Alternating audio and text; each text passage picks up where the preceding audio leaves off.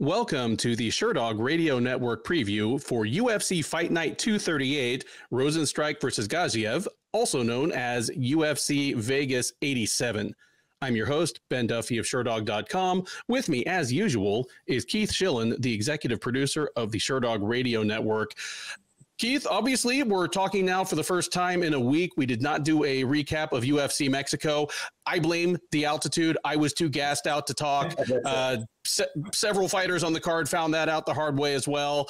Much as I'd like to dive into that with you, time marches on, and so do we. So we got an 11-fight card here in Vegas, 10 fights that we were planning on, and then a pair of Mexican refugees in the form of Raul Rosas Jr. and Ricky Turcios, whose fight was pushed to this week from UFC Mexico after Rosas Jr. fell ill on the day of the fights. Give me your overall thoughts on this card. Give me a letter grade for it on paper, or if you like, I'll go first, whatever you want, ma'am. Yeah, before I forget, I got to give a shout out to my boys and my girls on my. The reason why I wasn't there for the recap is I actually attended the Rhode Island High School Wrestling State Championship, which is always a really good time. I want to give a shout out to so many guys and girls on my son's. As people know, my son's part of a private wrestling club, so there's kids as young as my son, all the way to college kids, high school, obviously, a lot of kids. We had first time ever Rhode Island did a girls state championship, all girls. So we crowned we crowned 3 girls state championship from my son's team, including 2 sisters, which was pretty cool. And we had 3 other boys win the state title from my son's team. 2 of them, Peyton and Gabe, both won the 4th state championship. So they finished their career completely undefeated Rhode Island, both won the state championships. They're both incredible. They're both New England champions, and Gabe is probably the greatest Rhode Island wrestler ever. He's gone on to Cornell. So if you're a college wrestling fan, make sure you check out root for my boy Gabe Boise. His dad is the head coach of our team. Just keep in mind that the person calling him maybe the greatest Rhode Island wrestler ever is the man who would have had to give up that title in order to vacate. So Keith is dusting off the throne, getting up, and allowing Gabe to take his seat. If you don't follow. Yeah, so real quick. So his dad once said to me when he was a freshman, he goes, "So who would have won, his freshman year or your senior year?" Oh. And I said, "Dude, he never would beat me." And his dad's like, "Really?" I go, "Yeah, because I would have got out of his weight class." He's that good. He's unbelievable. Seriously, he's a great kid. Like, better human than he is even a wrestler. He's gonna do, and Peyton, same thing. Both those kids, great examples for my own son to learn from. And then we had another kid win a state title. We had 3 other kids that are like kind of associated. They've trained at our team, and they're not one of our core people, but they won state championship. We had 4 guys losing the finals. I mean, we just dominated. So really, really fun time. But so what were you going to say? Oh, I was just going to say, for those who don't follow college wrestling pretty closely, you hear that Gabe is going to Cornell. Understand that of the Ivy League schools, some of them dip in and out, but Cornell is the only Ivy League school that's really good at wrestling.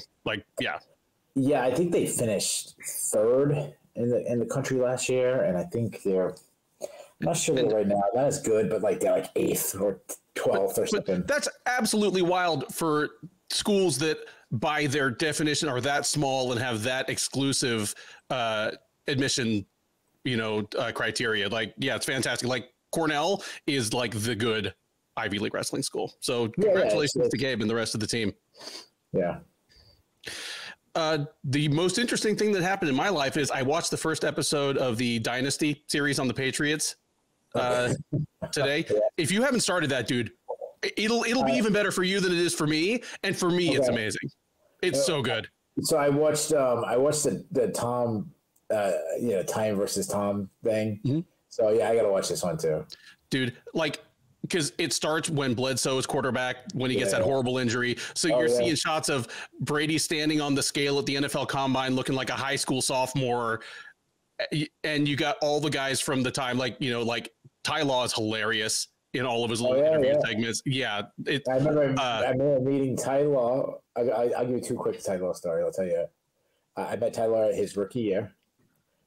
at Bryant College, where they used to practice before Foxborough was all, the stadium and the whole, they call it Patriot Place now, was done up. When I met him at Bryant College his rookie year. And then even better one, so he owns a lot of businesses in Rhode Island and stuff. I mean, Foxborough is 2 towns from Rhode Island, so it's pretty much Rhode Island. It's like the opposing teams will stay at a hotel. Like, I actually ran into Josh Allen this year. Ooh. When I went to a comedy show.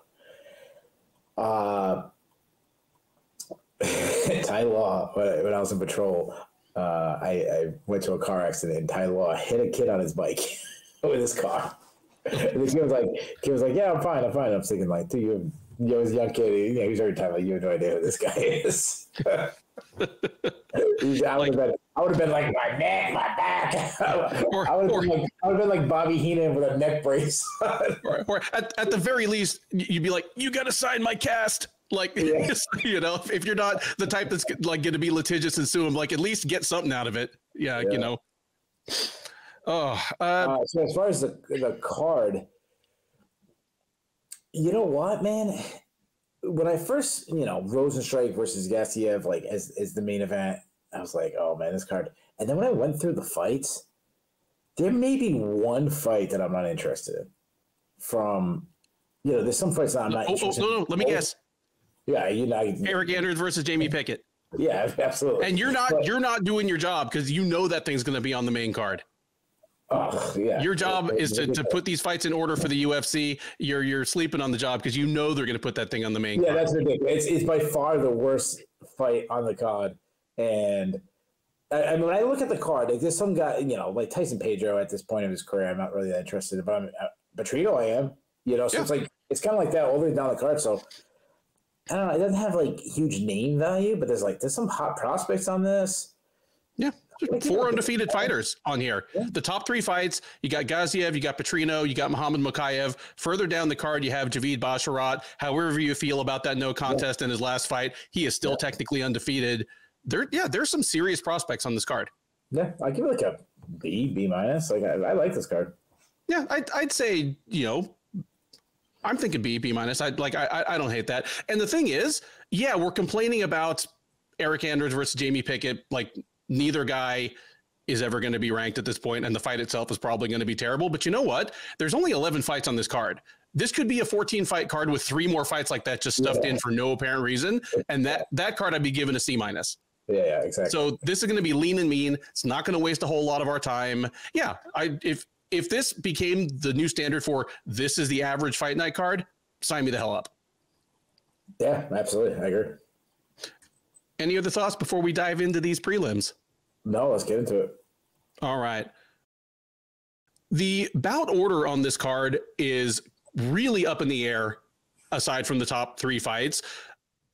The fight that looks like the card opener at this point, we'll talk about right now. It is a lightweight scrap between Loik Radzhabov and Abdul-Kareem Al-Selwady.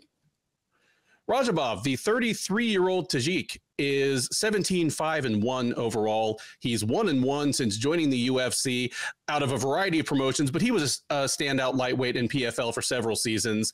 He fought most recently at UFC on ABC Emmett versus Topuria last June, where he got knocked out in the second round by Mateusz Rebecki. He'll look to get back in the win column against the debuting Al-Selwady. Al-Selwady, 28-year-old, born in the U.S., but descended from first-generation Palestinian immigrants, speaks Arabic, has lived both in the Middle East and in the U.S., currently fighting out of Fortis MMA. He's 15-3 overall. This will be his debut, but he won on the Contender Series back in August, and prior to that, he was the outgoing Fury FC lightweight champ. On the Contender Series, he took a unanimous decision over George Hardwick to stamp his passport to the UFC. It's taken him this long to get in the cage, and he is the moderate favorite. Minus 160, Radzhabov plus 130 on the comeback. I was not ultra high on Al-Selwady as a prospect, even as he won fight after fight in Fury, even as he won the title. Like, Fury is a high enough level promotion now that if you win a Fury title south of lightweight, you're going to at least make it to the UFC. you're going to go along with Adrian Yanez, Mana Martinez, Jacob Silva, Ricky Turcios that we'll be talking about in a minute. North of, lightweight and above, it's not absolutely a guarantee. And I thought he's a good fighter, well-rounded, pretty good highlight reel. The Contender Series appearance last August is what opened my eyes, because he went into that fight. George Hardwick was the Cage Warriors lightweight champ, and Cage Warriors is a promotion where if you have the lightweight title, you're likely making it to the UFC, and you're probably making a pretty big splash. You're in the Conor McGregor, Paddy Pimblett discussion, and kind of nobody thought he was the next McGregor, but he was a hot shit striker. He was knocking people out. He was like a minus 300 favorite against Al-Selwady, and Al-Selwady schooled him, and he schooled him specifically on the feet, just outstruck the dude for 3 rounds, and that made me feel a little differently about him. If you told me last July, Abdul-Kareem Al-Selwady is going to be fighting Loik Radzhabov in the UFC, I'd be like, Radzhabov grinds him out pretty easy, 30-27. Now I feel differently about it. Al-Selwady, good athlete. We have him listed at 5'7" and 155 pounds. I think he's probably taller than that. And even if he isn't, I've been face to face with him, I think he's taller than that. I'm 5'9", and I think he's my height at least. And fights longer than that. Like when he got into his striking exchanges with Hardwick, it didn't seem like Josh Emmett trying to bounce into range against a dude that's 6 inches taller than him. He hits with good power, not one shot starch you power, but just, everything hurts. He prefers to conduct business on the feet, but I think he's actually a good wrestler.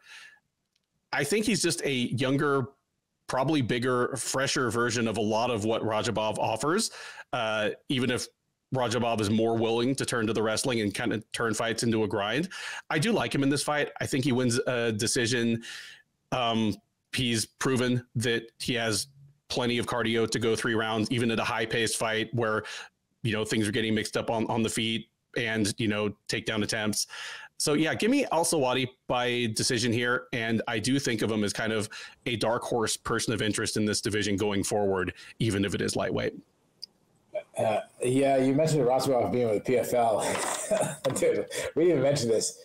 I know the PFL now owns Bellator, but holy Christ. But Bellator owned PFL on Saturday.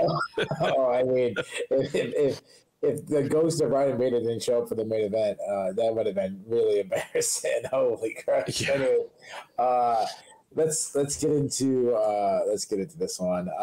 Radzhabov, I actually think this is a really good fight right off the bat. 2 guys that I think, I like. I think Radzhabov is a solid, mid card kind of guy that's always going to be tough out, and I think Al-Selwady is a good addition. Radzhabov, he's a high volume striker. He presses the opponent back with hard shots. I like his straight right a lot. He can kind of overthrow it sometimes, and he throws a lot of overhands with it. There's also some spinning attacks. He makes a mistake of hanging his hands low, which kind of make him a big target. He is also open to leg kicks. Go back to the Ribeiro fight. Ribeiro had a lot of success and he kind of bushed his legs with kicks. He also struggled when Ribeiro, being that he was southpaw stance, like he was getting hit a lot. Radzhabov, he does use his volume well to follow his strikes to get to the clinch, where he kind of likes to grind and slow the fight down. He's a good wrestler, got some good entries, some slick body lock throws, looks to advance on the ground, mean ground and pound. He has a submission rate. He's got 5 subs on his record. A bit of like a head attack specialist. Like guillotine one of his go-tos. Al-Selwady, this guy looked good on. I agree with you said, like, his rise up. He entered the Contender Series fight as like a big underdog in that fight. Yeah. George Hardwick was like minus 330, and Hardwick was the guy that was like, he was the hot shit new Cage Warriors guy that was going to go on and become a star. Yeah. And Al-Selwady, I thought the dude looked incredible. Now, I ain't gonna go straight Lorosenko, who started comparing him to Alex Volkanovski. Like, I'm not gonna go that far.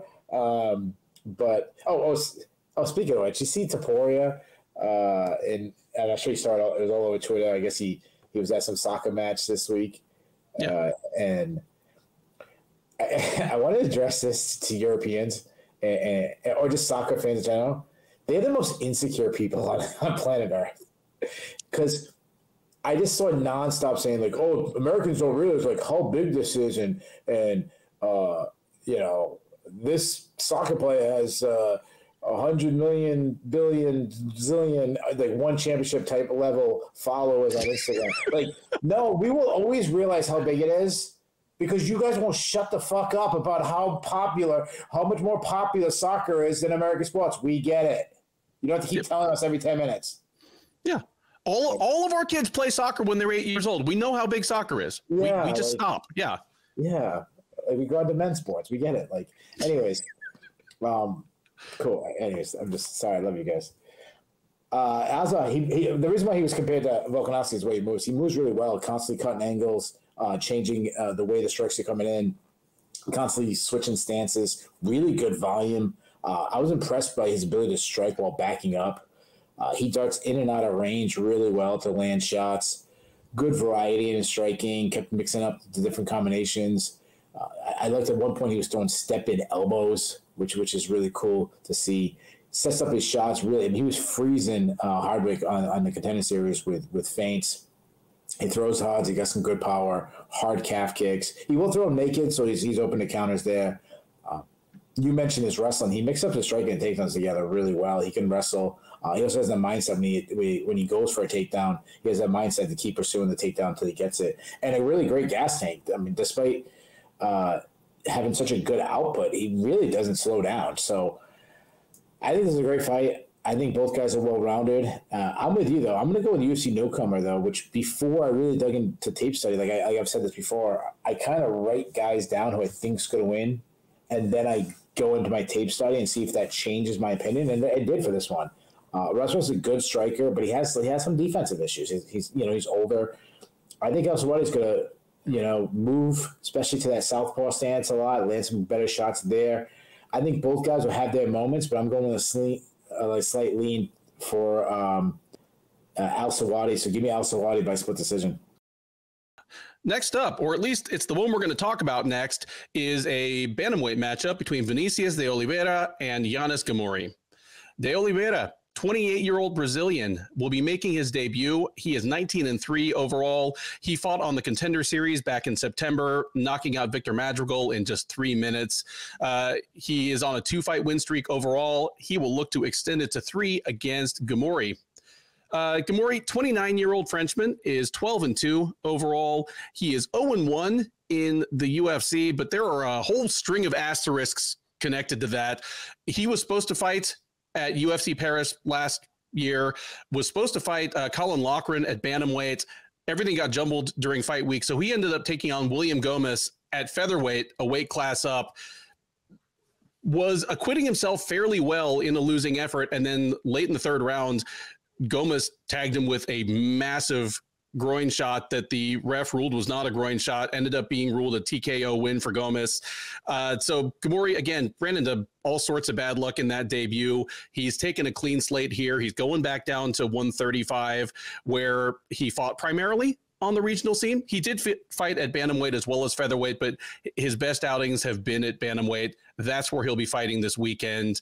Nonetheless, he is not the favorite here. De Oliveira is minus 180, Ghemmouri plus 150. And Keith, I'll give you a little preview of something here. These first two fights we've talked about, Radzhabov versus Al-Selwady, Oliveira versus Ghemmouri, both of the lines have been at least closer than 2-1. Okay. So is Rosenstrike versus Gaziev. Every other fight we're going to talk about in between has at least a 2-1 favorite, and most of them have at least a 3-1 favorite. One of them is one of the highest lines you'll see all year in the UFC. So if you're listening to this on an audio platform, you're going to miss out probably on a lot of Keith's "this line does not make sense" face, and I can only apologize and say, come see us on YouTube. I think I know. We'll get to the one. I know who has to be the huge favorite.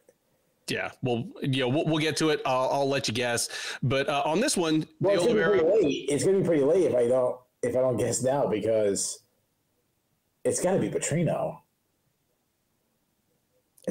I mean, dude, is it not? Oh no! It's Nurmagomedov. I'm sorry, it's Nurmagomedov.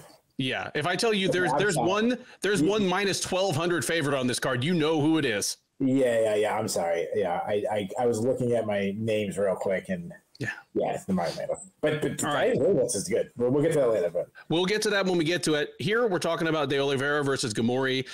Tell me how you feel about this one. Is Ghemmouri better than what we saw in France? And do you believe in either of these guys as a legit prospect at 135?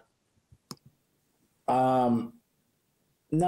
I mean, it has more to do with the division. I mean, I say that all the time, but I think 135, between 135 and 170 is just murder's row. It just you got to be a special person. It's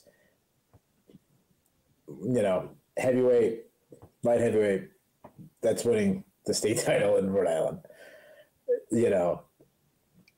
135 to 170 is like winning the state title from like New Jersey to Wisconsin. Like that's some serious.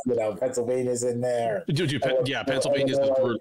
Yeah, Illinois, and Ghemmouri. I mean, I like what I've seen in this guy. He's a counter striker that fights out of both stances. He's a Muay Thai striker, so he's going to stand directly in front of his foe, a bit of a stationary target.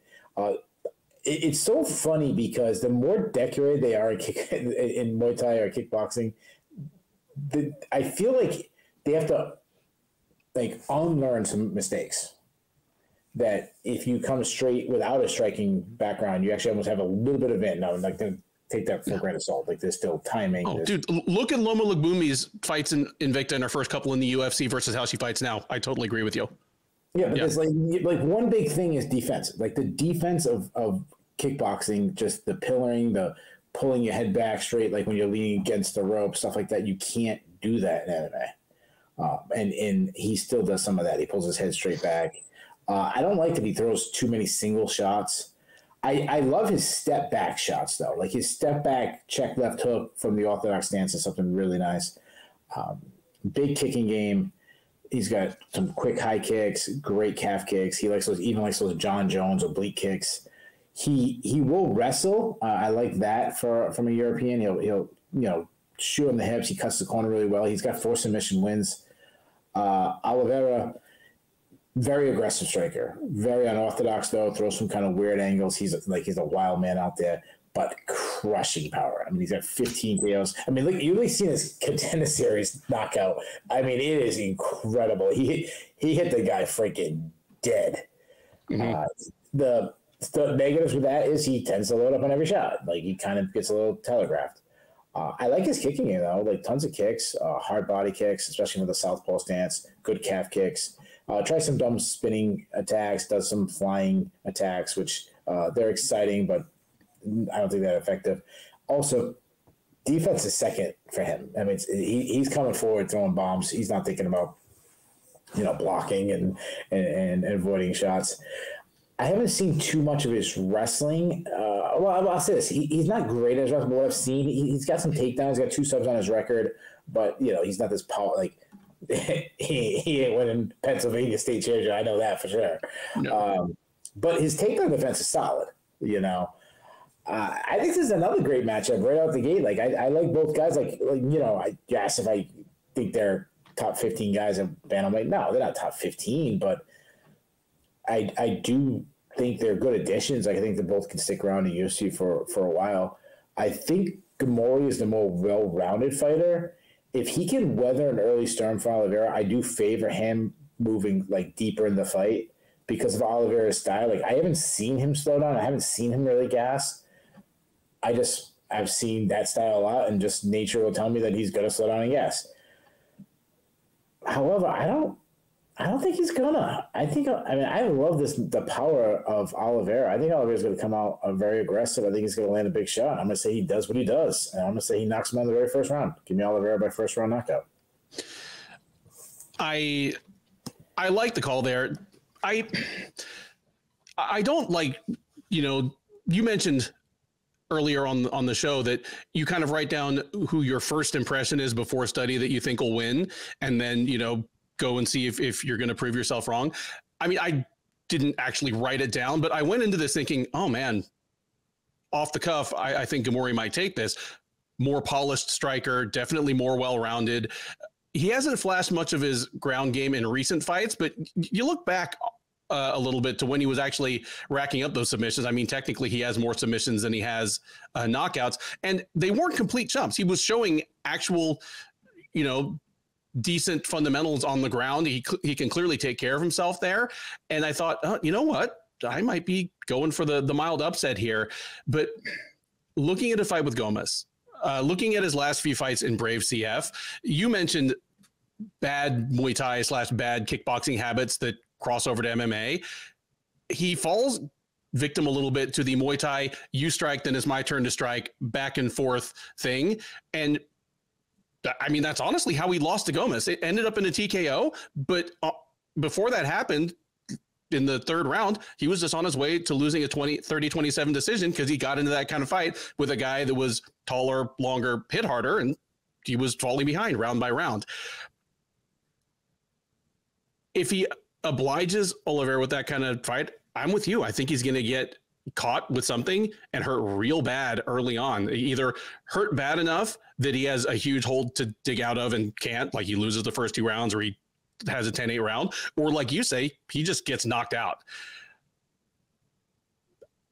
Yeah, I mean, much as I'd love to tell our listeners to sprinkle something on the underdog here, Ghemmouri might have the greater upside in the UFC overall. Like, if one of these guys is ranked in 5 years, or let's say 3 years, it's more likely Ghemmouri, even if I'm not picking either of them to do that. But on Saturday night, I don't think Ghemmouri is going to be ready for the onslaught from De Oliveira either. Give me De Oliveira by first round KO as well. If it goes past the first round, things get a little more interesting for me. But I'm with you. I don't think it necessarily gets there. Next up, or at least we're going to talk about it next, is a middleweight matchup between Christian Leroy Duncan and Claudio Ribeiro. Duncan, the 28-year-old Brit, is 9-1 overall. He's 2-1 since joining the UFC as the outgoing Cage Warriors middleweight champ. He has wins over Duško Todorovic and Denis Chilulin, sandwiched around a decision loss to Armen Petrosian. All 3 of those fights took place last year. The most recent of those, the Chilulin fight, was in November at the Allen versus Craig fight night. He'll look to make it 2 in a row against Ribeiro. Ribeiro, 31-year-old Brazilian, is 11-4 overall. He's 1-2 since joining the UFC out of season 6 of Dana White's Contender Series. He fought most recently in July at UFC 291, getting head kicked by Roman Kopylov early in the second round.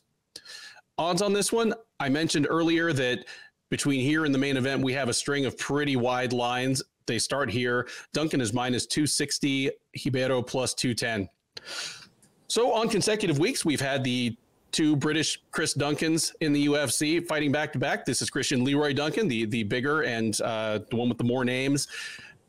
Keith, they've done the best they possibly can to give this guy a chance to shine. I mean, 3 fights in the UFC, Duško Todorovic, Armen Petrosian, Denis Chilulin, they all have something in common. They are all fellow strikers, and none of them is a world beater. I mean, they put him in fights where he has every chance to show what he can do. The UFC, sure. I mean, obviously, they want knockout artists and exciting fighters above anything else. A tiebreaker is, if we can get a Brit who's good on the mic, there's almost a built-in stardom waiting for them. Sure. But in terms of the in-cage output, Duncan does not seem to be ready for prime time. I mean, the Todorovic fight, it's hard to tell. Todorovic suffered a weird injury early in the fight, but, Armen Petrosian just seemed like a bigger, more fundamental kickboxer. Even if the fight was competitive, Duncan's propensity for throwing spinning stuff just went nowhere. And then Chilulin, it played out almost like Duncan fighting against maybe a slightly worse version of himself. I haven't seen anything to indicate that Duncan is a future top 15 guy in the UFC middleweight division. And that's in a division where basically anybody's 3 or 4 wins away from being in the top 15. And he hasn't faced any of the real wrestler grindy types yet. And there are a few of those on the way up. Tell me if he gets it done against Ribeiro here. It's him against yet another striker. And to look at it, he seems like a guy with physical gifts who might be the least skilled of the ones he's fought so far. I mean, tell me if you think I'm wrong. Yeah, I mean, it's splitting hairs there. I'll start with Ribeiro then. The one thing that stands out to me between him and the guys that Duncan has beaten is he's probably the hardest hitter. Now, he's not a good athlete. He's flat-footed, but he's kind of a gritty kind of guy. He gets to his position with a lot of hand fighting. He's a counter striker that loves to brawl. He's good in the pocket. His straight right is his best punch. His check left hook is also really good. He will throw a lot of looping shots, and he'll load up, which kind of makes it easy to see coming. But when he's pressing the action, he gets his opponent on his back foot, and he lands some big shots. I mean, he hits hard. I think he's probably the hardest hitter of the group you mentioned. He's got 11 KOs. He's at 8 in the first round. Yes, he has power backing up, which is a rare thing. So if Duncan presses the action, he can walk into a big shot. Now, defensively, he's got some holes. He keeps his chin high in the air, pulls his head straight back. He drops his hands. He's been cracked a lot. I mean, Abdul-Razak Al-Hassan knocked him out. Roman Kopylov blasted him, yeah. But to his credit, even though he gets hit a lot, those guys blasted him, but he's been hit a lot in fights, he keeps coming. He's got some mean calf kicks, although he'll throw him naked. He hardly ever wrestles, but against Joseph Holmes, he wrestled a lot, which was really surprising, and looked like he's improved his ground game. Pretty solid takedown defense. His cardio is actually a strength for a guy who fights that way. It's really surprising that he can go hard. Leroy Duncan, the thing that stands out to me is how big he is. He's a big guy for the weight class. He's very athletic. He moves well. He uses footwork to kind of keep the distance. He uses really good hand fighting also he uses it to keep his range, to kind of keep his distance. He hates being pressured though. When he lets his hands go, I mean, he's a good boxer. He's got fast hands, accurate attacks combinations. Landed some mean uppercuts in his last fight. Sets up his shots well with feints. He's got really good power. I like that he started landing elbows inside when his opponent kind of crashes the pocket, which is where Duncan doesn't want to be, but like kind of give himself when he's coming in, which is cool. Still stands up a little too tall and he keeps his chin too high for my liking. I like his kicks. A lot of kicks, likes teep kicks. He tries out some spinning attacks, wheel kicks, and back fists. Not too great. Not much of an offensive grappler, but he's hard to take down too. So they're kind of similar in that sense, where their wrestling's more defensively. So this comes down to Duncan's speed versus Ribeiro's power. I'm going to disagree with. I agree with Duncan is a long ways away, but I think I view him as a future top 15 guy. I like him here. I think both guys will have their moments, but Duncan is too fast. He's too clean. I think his kicks could also be an issue. I'm going to say he has that big moment. I think he's going to kind of have a breakout part. I thought he looked good in his last fight, so I say he lands something else. He doesn't like second round. Give me Duncan by second round TKO. I mean, I was pretty high on Duncan coming out of Cage Warriors into his debut, and it's possible that I've got 1 foot off the train faster than I should have, but here's definitely a chance for him to shine, because it's 4 fighters in a row that are probably going to oblige him with the stand-up battle, and this one is one that, yeah, he has dangerous offensive tools, but he has obvious defensive liabilities that if Duncan is on his game, he should be able to take advantage of. You mentioned that Al-Hassan and Kopylov both took advantage of Ribeiro's lack of head movements. That's something that if Duncan is not screwing around, he should get something for his highlight reel here. And I'm picking him to win by knockout as well. And obviously both of his UFC losses have been by knockout early in the second round after, pretty wild back and forth first round. So guys are figuring him out. Duncan should be yet another one to do that. So yeah, Duncan by second round knockout for me as well. What I'd love to see from him, what would really kind of restore his prospect cachet is if he has a methodical first round where he doesn't put his chin in the line of fire. too badly, because Ribeiro has basically one way to win this fight, and it's with a massive right hand. I mean, he hits hard with both hands, but you look at his highlight reel, there's a lot of right hand knockouts on there. If Duncan can avoid even spots where he's in peril of that matters to me almost as much as the W here. But yeah, make it 2 for Duncan to win by second round KO. Next up, another of what feels like a half dozen men's bantamweight fights on this card. And considering that the 2 flyweight bouts have Matt Schnell and Alex Perez in them, we may end up with even more bantamweight fights than that by the time weigh-ins day is over. This one is Aiemann Zahabi versus Javid Basharat. Zahabi, the 36-year-old Canadian, is 10-2 overall. He's 4-2 in the UFC. He's on a 3-fight win streak, believe it or not. He lost back-to-back fights ending almost 5 years ago. Since then, he has back-to-back wins over Draco Rodriguez, Ricky Turcios, and Alrichi Lang. That's the good news. The bad news is that those fights have come in 3 separate calendar years. Zahabi just celebrated his 7th anniversary of being in the UFC, and this is his 7th fight in that time. So he is literally a 1-fight-per-year fighter. That's not great news in the bantamweight division. But nonetheless, he'll be looking to make it his 4th win in a row here against Basharat. Basharat, 28-year-old Afghanistani fighting out of London, is 14-0 with 1 no contest overall. He's 3-0 with 1 no contest since coming to the UFC out of season 5 of Dana White's Contender Series.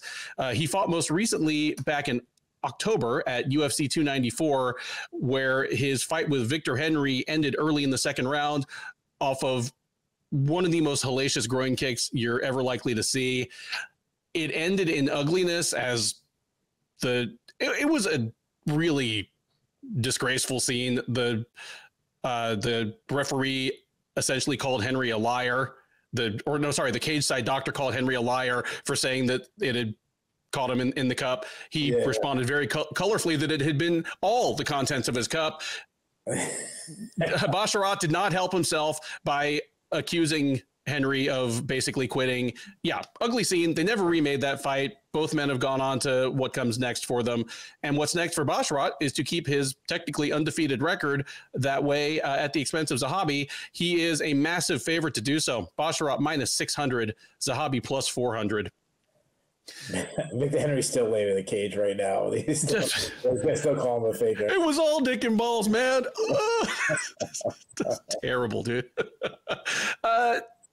Javid Basharat, the 135-pound division, we say it every week. If you ask me if Fighter X is a future top 15 fighter, I'm saying no almost by default. But the Basharat brothers, even if he's slightly the worst Basharat brother, they're both really, really good. Yeah, that's splitting hairs too. Yeah, should this guy be a minus 600 favorite over Aiemann Zahabi? What's this fight look like? Ooh, you got. Yeah. I thought you were going to ask me which Basharat brother I think is better. I mean, they're both freaking fantastic. No, it is splitting hairs. Like Fareed being slightly younger, slightly taller. Yeah, steak and lobster to me, man. Like it's, like, I'm not complaining about either. Yeah. This is a really, really good fight. I mean, yeah, you said it. We normally get asked about bantamweights, and it's always like that division is too stacked. Like, the Basharat brothers could be champions. We could have a Sterling Marab type situation where one of them has to leave. Yeah. Basharat, he's a well-rounded fighter. I mean, really good striker, moves well, can fight out of both stances. Very relaxed in his striking, calculated with his shots, good vision, accurate. Not a lot of tells in his strikes. Attacks with combinations. Though at times he can be a little too patient and not throw enough. I love that his footwork. He changes stances in mid-combination to get a better angle.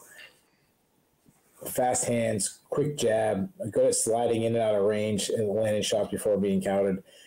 He's also good at hand fighting and using it to get around his opponent's attacks. I love that he works the body. He's got some power too. He can crack a little bit. Good kicking game. I like his teep kicks up the middle. Mean calf kicks. He also checks leg kicks. I go back to probably his best win was the Tony Gravely fight where he was stepping in and landing some knees.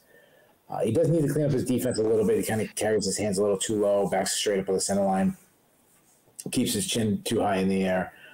I like his wrestling. I mean, the guy took down Tony Gravely, who's known for his wrestling, but he's not your traditional type wrestler. He's good at kind of creating a scramble and winning like a funk thing. I like that he'll catch kicks to get the fight to the ground. He also showed against Gravely good takedown defense on top, smothering top control. Does advanced position on the ground, has strong ground pounding. He's got 6 subs and strong cardio. Like, not many holes in this game. Zahabi, this dude's got like the quietest 3-fight winning streak in the UFC. Kind of this late burst in his career that I don't think many people saw coming. Pretty technical, sound striker, though he can be low output. His boxing, is pretty standard boxing, though. Like I said, he throws too many single strikes. Very, TriStar type guy, works behind a jab, wants to fight at a slower pace. He'll follow up his strikes with straight shots down the pipe. He showed against Drake Rodriguez some power. He does keep his head a little too high and lacks head movement, which I don't like. He has a good kicking game, but again, doesn't throw them enough. Though I think his calf kicks might be the best part of his game when he kicks. He can grapple. He loves to kind of work in the clinch, look for knees and elbows inside there, and then when his opponent starts to strike back, then drop on the hips. But he isn't like a traditional powerful wrestler like Jordan Boros blasting through you with a double. That's not his game. Weaker defensive wrestler, though he's pretty good at winning scrambles or just kind of scrambling back to his feet, and he has submission threat. So, this is a nice run that Zahabi's been on. But dude's 36. Basharat's better than him everywhere. I mean, he's a way better athlete. He's way faster, better striker, leaps and bounds better in the wrestling. I think Basharat mixed up the striking and the wrestling well. I think he controls the majority of the fight from being on top on the ground. Give me Basharat with a clear, easy decision. Yeah, I like the breakdown there.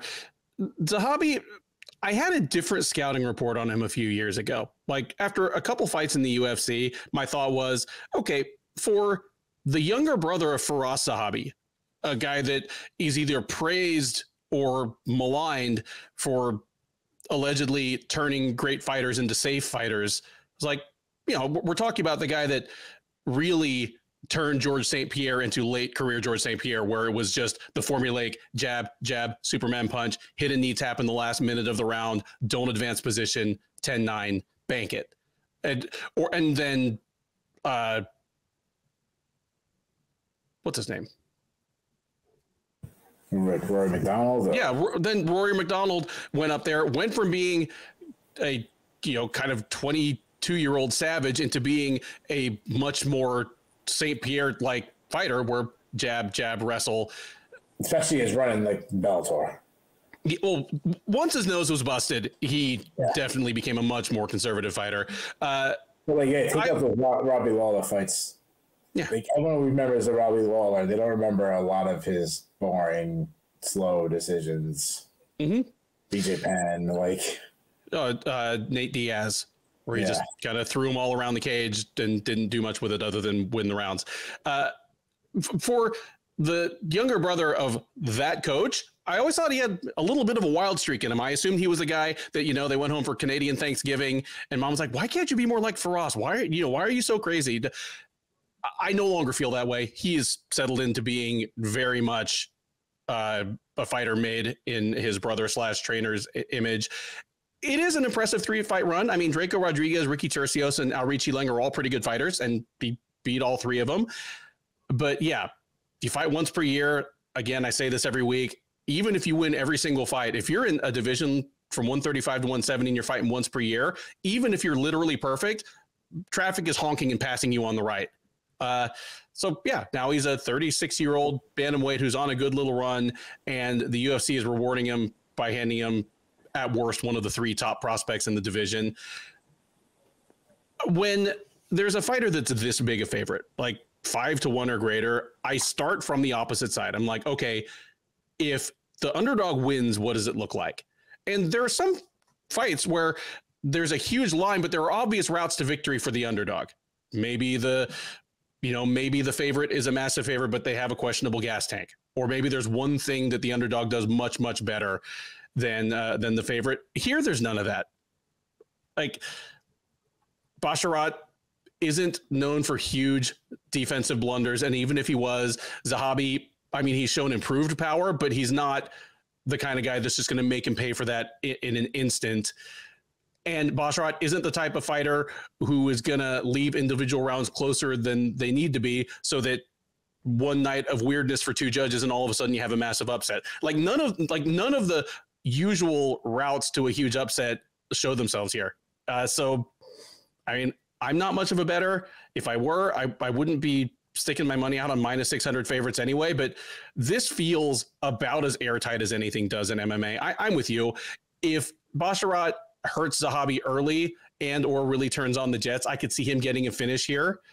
Zahabi's been clocked and finished by lesser fighters than Basharat, but the safer and more likely pick is that Basharat just wins a really one-sided decision. I'm with you on that one. Basharat 30-27, and if not 30-26. I was listening to you talk about, not all winning streaks are the same because of, time. You kind of, like you said, in the slow lane getting past. It reminds me of the Bash Soccer again. The dumbest argument, like, again, soccer is the most popular sport in the world. I get it. Like, you're the best. Got it. But, like, when soccer fans go, dude, I watched the NFL game. Dude, did you know that NFL players, like, if you time all the running and everything, they run for, like, 7 minutes, whatever stupid stat they come up with. Yeah.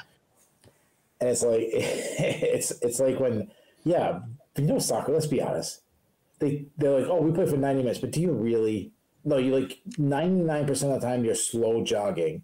The one guy with the ball is kind of running. The guy defending him is running, and like maybe two other guys close to him. And the rest of them are slowly jogging up and down. It's like the fat chick walking on the treadmill at the gym and looking at the big muscle guy pounding on the bench and going, yeah, but what the guy was that 20 seconds here? I've been walking for 20 minutes.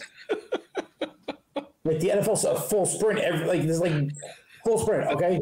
Then we take a break. We full sprint again. Then we take a break. We full sprint again. Like, it's two different exercises, guys. Like, stop pretending like you guys are sprinting for 90 minutes. It's not happening. There's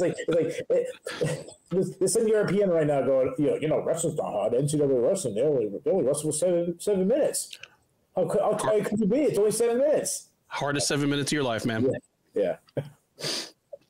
Anyways, that's it. I pissed off the Europeans enough. Next up, or at least the next fight we're going to talk about, since we still are not sure where the UFC is going to place it on the card, is the rescheduled bout between Raul Rosas Jr. and Ricky Turcios.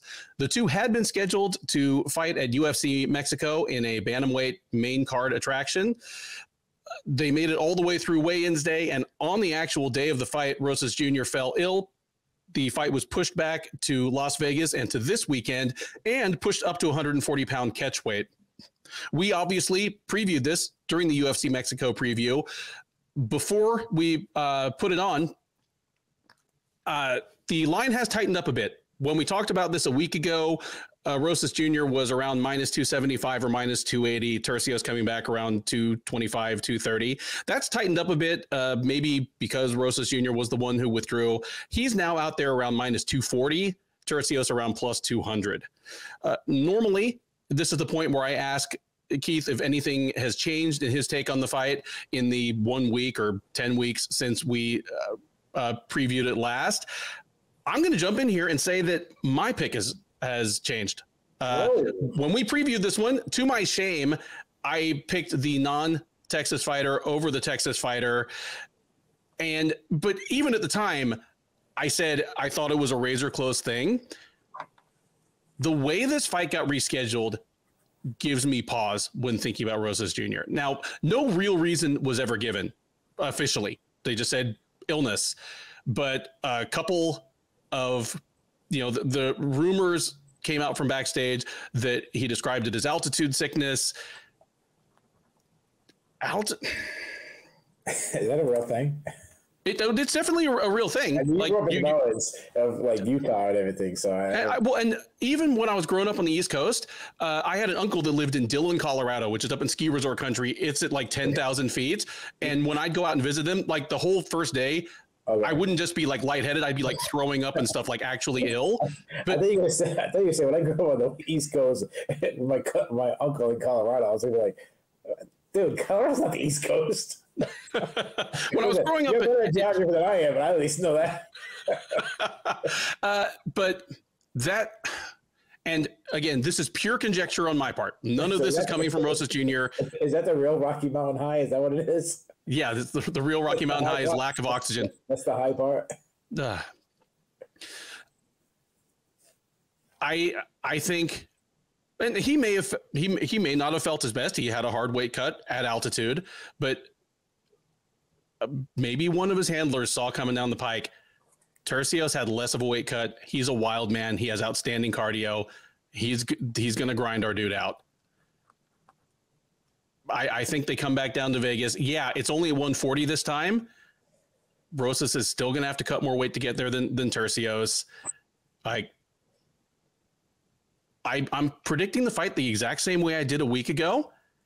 Just thinking Turcios wins 2 out of the 3 rounds instead of Rosas Jr. The first round will be the toughest one for Turcios because while he's fresh, Raul Rosas is probably more dangerous everywhere, and he's big and strong.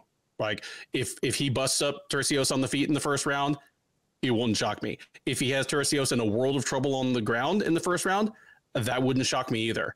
But if Turcios gets through that, I think he starts rolling downhill.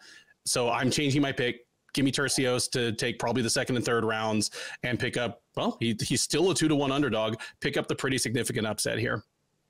Yeah, I'll say this, and I'm assuming you got to put the clip of the breakdown. Yeah, absolutely, Yeah, I picked Turcios a week ago. One big thing I said about was the altitude that I was worried about. Rojas, who's gassed in the past, the way Turcios fights, kind of the same thing you said, like whether the early storm, I thought that Turcios would win the last 2 rounds. It's weird because I may have moved a little bit. I'm not taking Rojas. I'm sticking with my pick.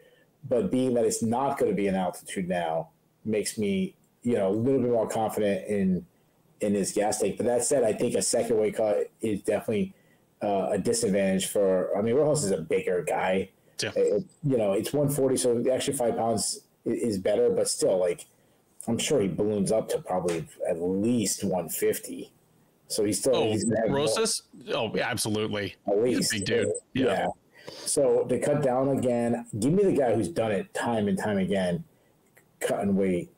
And yeah, I mean, how much, I don't know how long illness like that survives and, messing up your schedule, that changes everything. Give me the guy who's probably had fights on 4 or 5 days notice, didn't get warm-ups and stuff. So I wasn't that confident to take Turcios, taking out I think it was like a 3-1 underdog when I picked him. Yeah. But yeah, I mean, I'm actually even more intrigued now with the fallout and everything. So I'm excited for this one. It's definitely interesting. I should offer up a disclaimer in the interest of full disclosure. I've always been very upfront about my blatant favoritism for Houston-based fighters. Even if I am giving you my best honest analysis on them. At this point, I literally train at Ricky's gym. So take that nice. What it's worth. Definitely don't base your bets just off of what I say. I didn't realize you were training there.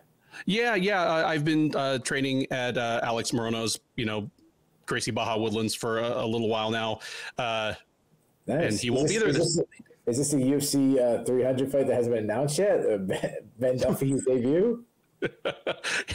Yeah, I just need to cut about 80 pounds. Like now. What are you doing? Are you doing jiu-jitsu or are you doing like full stand? I'm starting with jiu-jitsu. Probably start picking up Muay Thai as well. Once I get back in a little better shape. But yeah, hey, don't get beat up though. We need your face for these podcasts, man.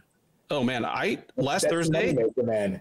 I got triangled so hard by one of Alex's purple belts that blood came shooting out of my nose, and I was in his guard. So when I got up, it looked like somebody just shot him. It was bad. All right, sit tight for last week's breakdown. The UFC Mexico main card powers on with a bantamweight matchup between teenage phenom Raul Rosas Jr. and Ricky Turcios. Rosas, the now 19-year-old, is 8-1 overall. He's 2-1 since joining the UFC out of season 6 of Dana White's Contender Series. He won his last time out, knocked out Terrence Mitchell in under a minute at Noche UFC last September. That allowed him to bounce back from his first career loss, which took place at UFC 287 last April, where he was outlasted and kind of just outfought to a righteous unanimous decision loss by Christian Rodriguez. He'll try to make it 2 in a row and reestablish himself as someone to watch for the next decade in the UFC at the expense of Turcios. Turcios, 30-year-old Houston native. He's 12-3 overall. He is also 2-1 since trying every which way to get into the UFC. He fought on the very first episode of Dana White's Contender Series. It may have been the first fight because the guy that beat him, Boston Salmon, was the first fighter ever signed out of Dana White's Contender Series. So yeah, he was there for the very first episode of the Contender Series. He's, of course, the winner of Tough 29. He also was a high-level contender in Fury. While he is not Mexican, he is El Salvadoran on one side, I think Filipino on the other, fluent in Spanish. If he wins and gets on the mic afterwards, believe me, they're going to love him. But the odds makers do not favor him to be getting on the mic afterwards, as Raul Rosas Jr. is a prohibitive favorite. He's minus 275. Turcios plus 220 on the comeback. I love Ricky Turcios. I know him personally. I think he's an absolutely delightful dude. He's a hell of a lot of fun to watch as a fighter. He is ideal as a foil for Raul Rosas Jr. Because, I mean, if Rosas wins this is his best UFC win so far. Turcios is a tough winner. He's a guy above 500 in the same division. The problem is, Turcios, to me, is a little bit like a bantamweight Paddy Pimblett, where his best feature is his ground game. And it's not a lights out ground game. We're not talking about Abu Dhabi Ricky here, but you know, he's a long, lanky, tricky, scrambly guy who's a better wrestler than you think he is, and just a good grappler. That's really his best skill set, but he just wants to be in fun fights and engages in wild brawls on the feet to his detriment. That's bad news against a guy like Raul Rosas Jr., I think. Raul Rosas Jr., obviously, he's a prodigy on the ground, but his striking game is developing, and it seems to be developing quickly. He has good physical tools for it. He is a big bantamweight. I don't know if he's still going to be making bantamweight when he's 25 or 28 years old, but he's a big bantamweight, not just in terms of height and wingspan, but got muscle on his frame. Like, you know, we joke about him like missing his high school prom to fight in the UFC and stuff, but if you saw a dude that looked like this walking down the halls of your high school, you'd be a little intimidated. I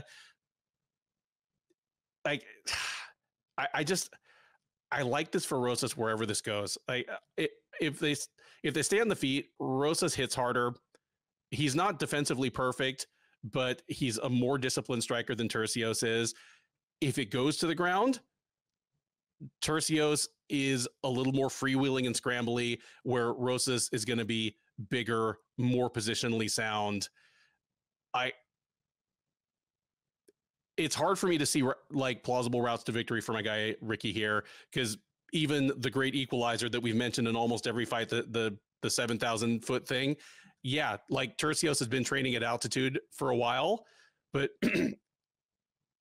he has decent 3-round cardio. We've not really seen too much reason to be concerned about Raul Rosas Jr.'s cardio. I mean, he got tired in the Christian Rodriguez fight, but I think he would have lost that fight anyway, even if he were like fresh in the third.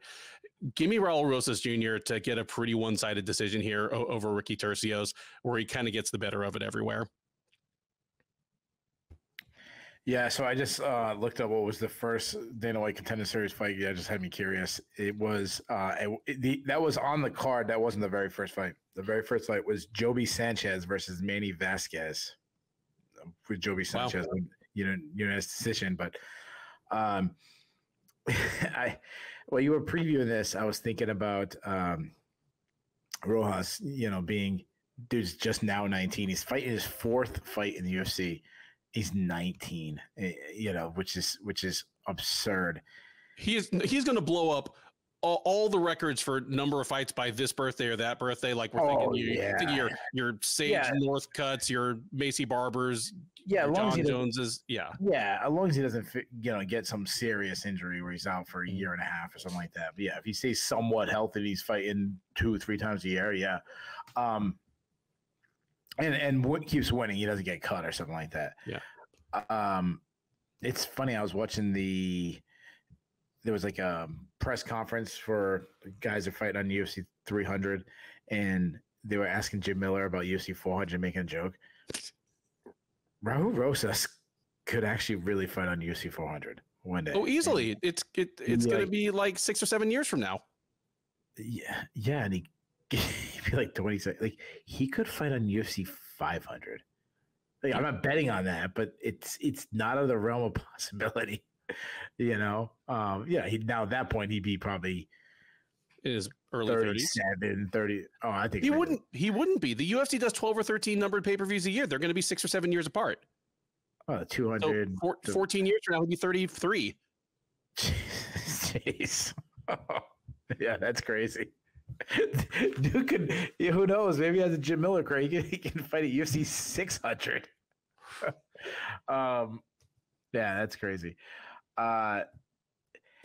So there's a lot of. I mean, the dude's 19. So every time you break down this guy, you have to put that like star. Like he's just becoming a man now. Now, again, I went on this rant last time. I understand that like 17-year-olds like storm the beaches of Normandy. Like, yeah, I understand that. So, but he's at an age where who knows? His life is just starting.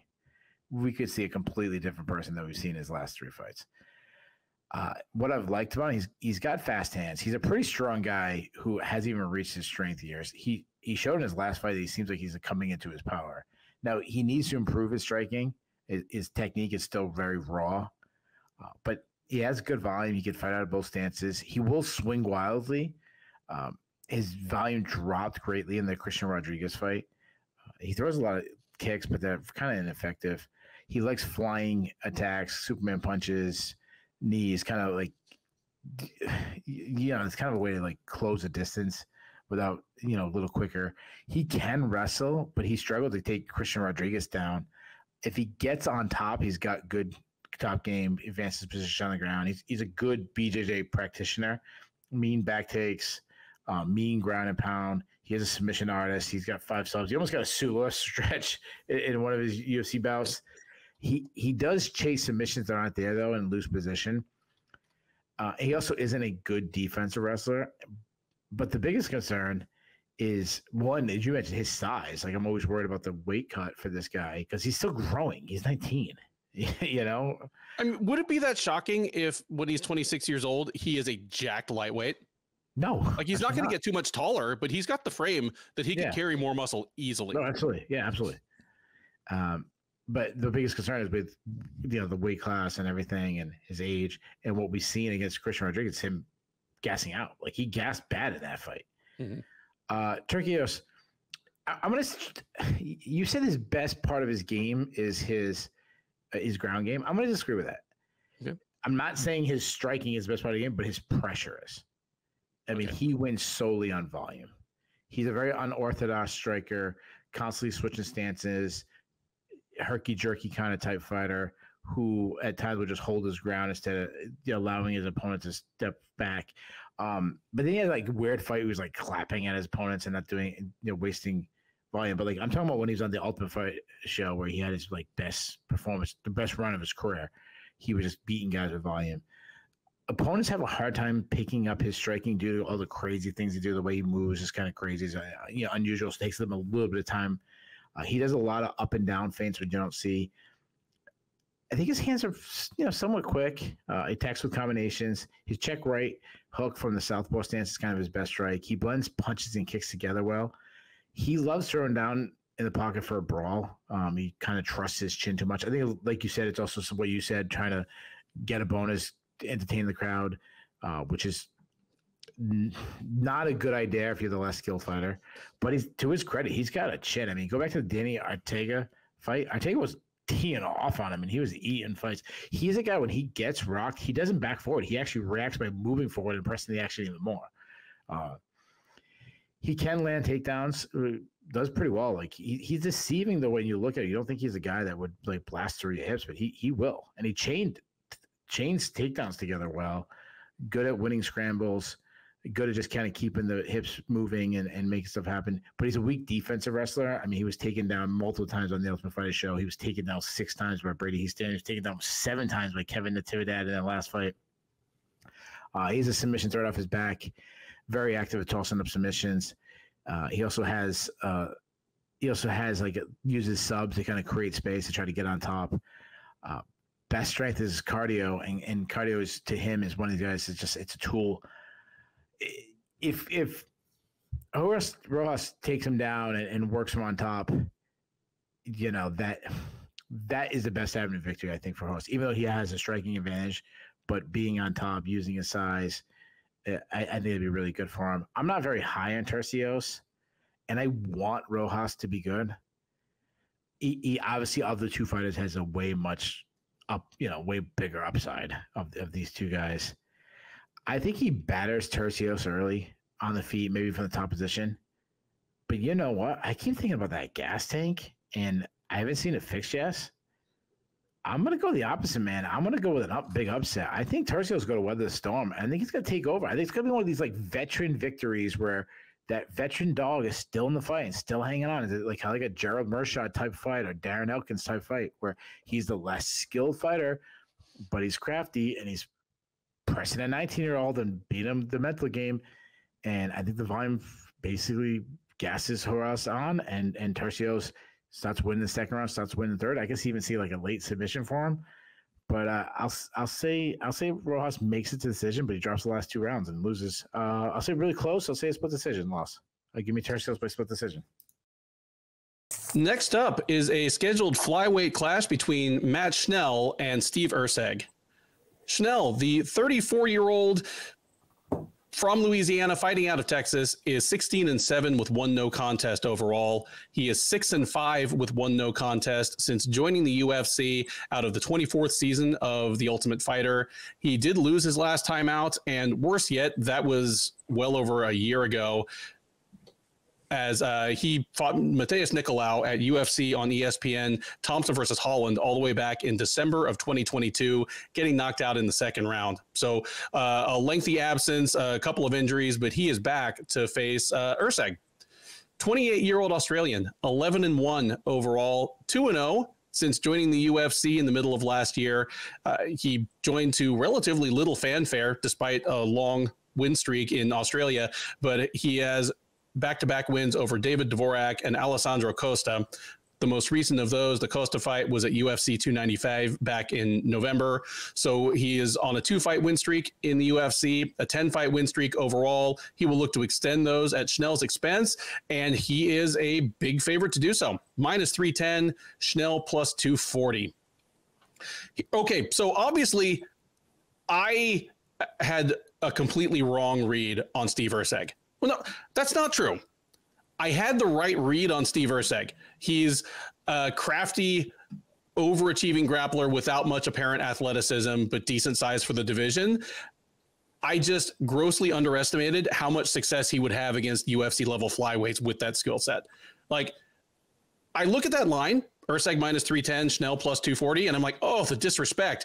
If this had been Erceg's debut, like if they fought last June and this was Erceg's first fight in the UFC and Schnell was coming off of, alternating wins and losses, but against top 10 guys, Schnell would have been a minus 300 favorite. Absolutely. The problem is the long layoff for Schnell, and that Erceg has shown that he can hang. Matt Schnell at this point, he feels like, it feels like another flyweight. It feels kind of like Ian McCall, where when he's in the cage and he's healthy, he can hang with the best, but he misses. He's just this unlucky guy. He misses weight. They miss weight. Somebody fails a drug test. He gets injured and has to cancel a fight or multiple fights. Schnell at this point, he's just turned 34, and he's already turning into the kind of guy they use as a test for new up-and-comers. Like the UFC, I'm sure they'd change their mind if he won a couple in a row, but the UFC clearly sees him now as a gatekeeper / proving ground for promising newcomers. And it's kind of a bummer. Schnell was a lot of fun to watch fight. And again, just bad luck. Who's he lost to in the UFC? Aside from like bantamweights coming straight out of tough, like losing to Rob Font 7 years ago, I don't count. But at flyweight, he's lost to Alexandre Pantoja, Brandon Royval. So those are probably your number 1 and number 2 flyweights in the world right now. And Matheus Nicolau, who's in the top 10. Yeah. And he has a couple of decent wins, but just even his fight against Rogerio Bontorin down here in Houston a couple years ago, like Bontorin missed weight, won a competitive decision over Schnell, and then tested positive for drugs. So it got turned into a no contest. But yeah, who knows if he even would have won if he'd actually made weight and or not been using diuretics. Just a rough run for Schnell. If I had any guarantee that he was the same guy he was in 2022, I think this is a great fight. But considering what Erceg has been doing, just grinding out these wins with surprisingly tricky, I'm going to call it wrestling. It's what he uses to get the fight to the ground. I mean, he's not shooting cannonball blast doubles from halfway across the cage, but he's proven able to get strong, athletic flyweights down to the ground. He's proven to be able to take care of himself well enough on the feet that he's not this like Ryan Hall type who's just completely hapless unless he can hit an Imanari roll or something. And still just 28, even if he looks 38. Yeah, like I'm coming around to believe conservatively in Steve Erceg as a guy who's probably going to string together enough wins to at least get a top 15 type opponent and prove he belongs up there. And Schnell, I think, is just going to be the next test there. And on top of everything else, Schnell himself being a guy with a tough weight cut who has shown gas tank and durability issues that are probably related to that weight cut. And then 15 months off, Erceg is the guy that's probably going to be getting stronger from round to round as it goes along. So give me Schnell to lose here. Give me Erceg to win a decision where he might even win the first round. And if he does, he probably wins all 3 rounds. And he's the one gaining momentum as the fight goes along. If you're a Matt Schnell fan, then it's probably going to be a bit of a depressing night. If you like Astro Boy, it's going to be a night to celebrate. But yeah, give me Erceg by a convincing, if not commanding, decision. Wow. Yeah, this fight's fire.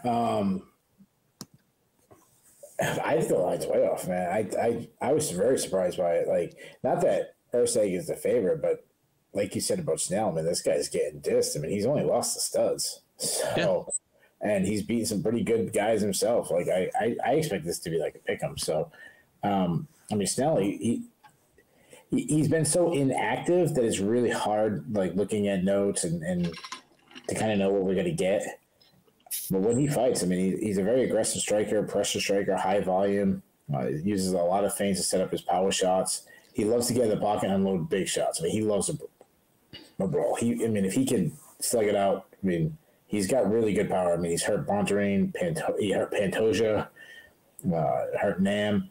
But you got to be worried about his chin because he's been blasted a lot in the past. I mean, he was knocked out by Pantoja. He was almost knocked out by Brandon Royval before getting subbed. He was just knocked out by Matheus Nicolau in his last fight. You mentioned his grappling. He's a good grappler. I mean, he's got 8 subs. I mean, he's a very opportunistic grappler. Like, he loves head attacks. He's got Darcy's, he's got guillotines. If you put him on his back, he will look for subs. But like you mentioned, he was subbed by Brandon Royval. Erceg, he's a really big guy for the weight class. He's a boxer. Doesn't have the quickest hands, but he can crack. He is hittable, though. He stands with his chin high in the air. Doesn't move his head enough. I like his kick in the game. Those kicks are all areas of the body, though. He will throw some naked kicks. He's a really good grappler, very good timing on his takedowns. I mean, go back to like David Dvorak fight. He came in that fight as a pretty sizable underdog. He took Dvorak deck, who's also a really big flyweight, took him down 3 times. Good BJJ practitioner, has 6 subs on his record. Yeah, I mean, this, like I said, I think this should be a pick-em. Schnell has faced a better overall competition. That said, he's had so many injuries and trust issues, and if he's going to want to brawl it out, and I mean, he could land a big shot if he does. I'm just going to say it's going to go the other way. I think Erceg is going to catch Schnell. I don't trust his chin anymore. Erceg by second round TKO. I'm going to say he has a big moment. That said, like every week, there's only so many hours in the week when we get to do tape study, really dig in.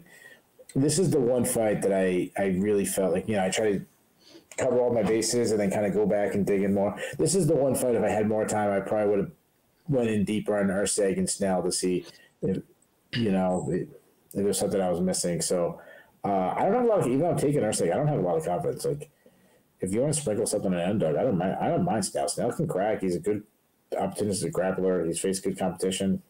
This is probably a step down. I like Erceg. This is probably a step down in competition to the guys he's been facing lately. Yeah. I mean, it's definitely going to be a different look physically than Matheus Nicolau and Alexandre Pantoja. Next up, we have a men's bantamweight matchup between the undefeated Umar Nurmagomedov and the debuting Bekzat Almakhan. Nurmagomedov, the 28-year-old Dagestani, is a perfect 16-0 as a professional mixed martial artist. He's a perfect 4-0 since joining the UFC as a former standout in both the PFL and Fight Nights Global.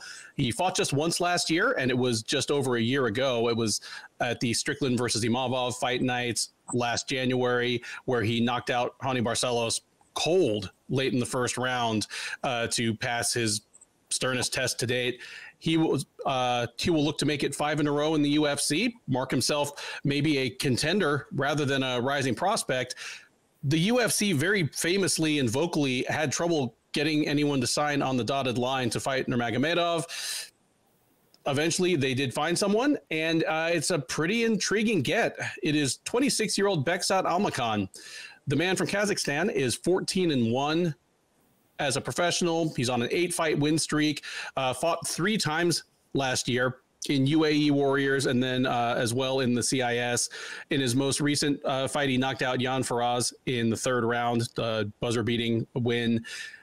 Despite the man's highlight reel, despite the win streak, he comes in as one of the biggest underdogs you will see in the UFC all year, as Nurmagomedov is minus 1,100, Almakhan around plus 650 or so on the comeback. Man, I'm really excited to have Bekzat Almakhan in the UFC. I will admit that until this fight was announced, I hadn't really seen anything on him. His fights, he shows a lot. One thing you got to like, and this is taking a page right out of your book, you got to love that he's just 26 and he has this many fights. And a lot of them are against solid, good competition. Like his early fights were in not great promotions in Kazakhstan, but UAE Warriors and Octagon are both good organizations, and he's been blowing through people. And not necessarily blowing through them with a bunch of 20-second knockouts. Like, he's gone to second rounds, he's gone to decision in fights where he's basically dominated things. When you look at him, if you squint a little bit, you see Petr Yan. He's got the same kind of size and body type. His face looks a little bit like Jan's. I mean, he definitely kicks more than Yan does, but that was my initial impression when I thought of him. Big power on his strikes, like great power in his hands, big kicks, a variety of kicks that he likes to throw to all levels. In the fights that I watched, his ground game was not tested all that much. Just mostly people were getting obliterated on the feet, and the ones who wanted to get him to the ground were unable to. And I did not see much in the way of him initiating the takedown, but I'm excited to have him in the UFC. I see him as a guy with significant upside, and I'd see a chance to make a big splash in his debut if he was fighting almost anybody other than Umar Nurmagomedov. I'm not going to say that Nurmagomedov is the best Nurmagomedov. That's obviously Khabib, but he's probably the best one active. It's not just that he's undefeated. because we get people that are 12-0, 15-0, 16-0 in top level promotions all the time, and they are definitely not created equal. But Nurmagomedov, a mixture of athleticism, good size for the division, an extremely well-rounded skill set, and intelligence and game planning, it's hard not to see this guy as a future champ. His last fight a year ago, the Hani Barcelos fight, on paper, that was his biggest test to date. Not only did he blow through Barcelos, but he blew through him in the perfect way. He started hammering him to the body early. He's like, this is an older fighter. This is one whose durability has started to go on him. It's one that has a tough weight cut. And so he starts hammering him to the body. And hammering him to the body started to open things up to the head. Like that closing 1-2 where he fakes. I think he fakes a knee, goes to a body kick, and then nails him with a hand on the same side once Barcelos is like dipped with the elbow to try to defend the kick and just ices Hani Barcelos. Gorgeous stuff. Assuming that he and his team have had enough time to do their tape study on Almakhan, Almakhan's not going to be adding anything to his highlight reel. Nurmagomedov has been so good so far at not only leveraging his offensive gifts, but sort of nullifying what his opponents do best. Just his opponents, including some good fighters, Brian Kelleher, Nate Maness, Hani Barcelos, none of them top 15 fighters, even if, Barcelos was at one point, but all of them tough outs, and just none of them had much in the way of even bright spots. There are no moral victories even against Umar Nurmagomedov. I see that for Almakhan as well. Like, as spectacular as his regional highlight reel has been, I think Nurmagomedov is going to be able to handle him on the feet. I think he's going to be able to get into the ground if and when he wants. And at best, Almakhan's ground game is unproven. Give me Nurmagomedov to just kind of trounce Almakhan, win all 3 rounds in pretty lopsided fashion. I think he'll probably get the better of things on the feet even. And I think if he decides to take Almakhan down, he's going to be able to do work there. You know what?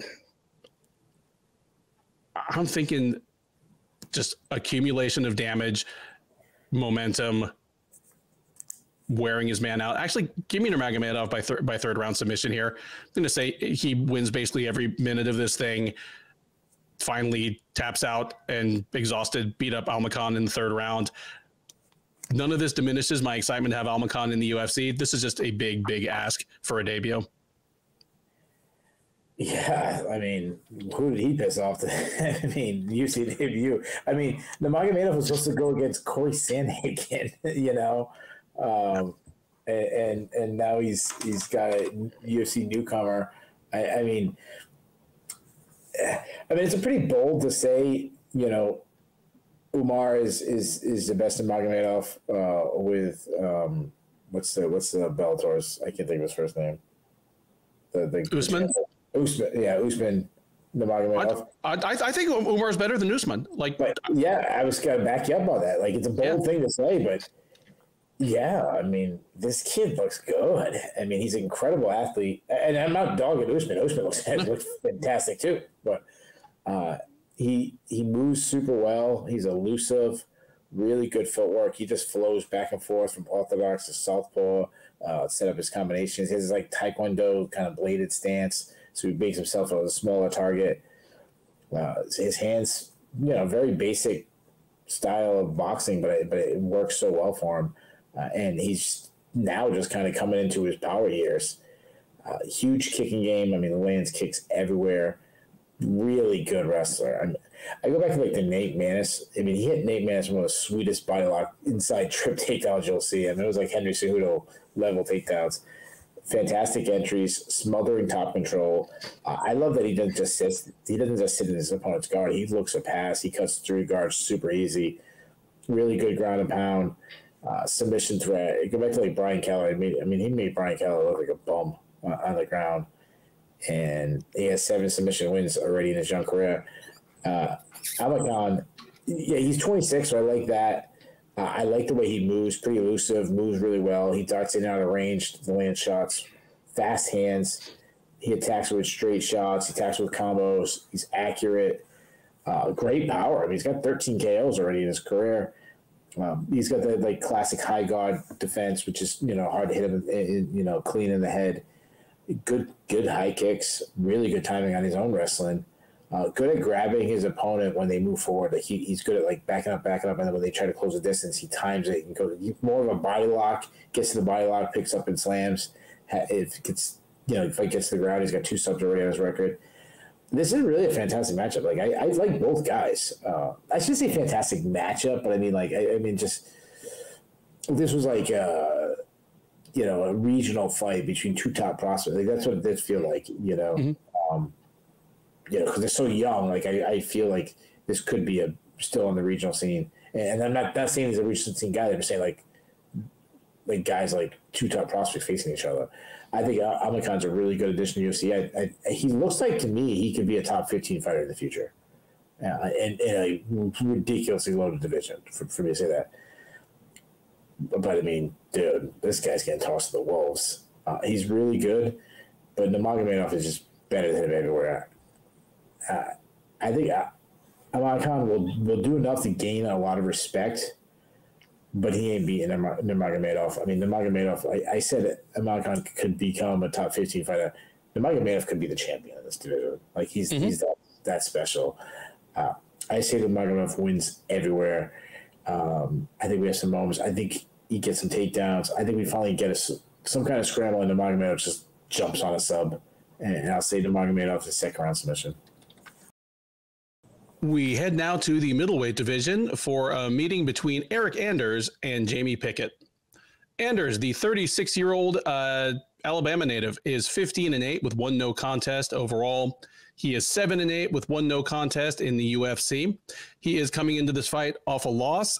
His only appearance in calendar year 2023 was at UFC 289, where he dropped a unanimous decision to Marc-Andre Barriault. So he will look to get this year off to a good start against Pickett. Pickett, 35-year-old North Carolina native, is 13-10 overall. He is 2-6 since joining the UFC as a 3-time veteran of the Contender Series. He lost on season 1, lost on season 3, finally won 3rd time around on season 4. Since then, he's been in the UFC, but as I said, not the best results. He's on a 4-fight losing streak. Most recently faced Josh Fremd at UFC on ESPN, Luque versus Dos Anjos last August, dropping a unanimous decision. Odds here heavily favor your boy. He is -340, Pickett +260. I was talking to Sherdog associate editor Jay Petrie about this fight earlier today, just while we were getting some work done. And I said, this is a heavyweight fight with middleweights.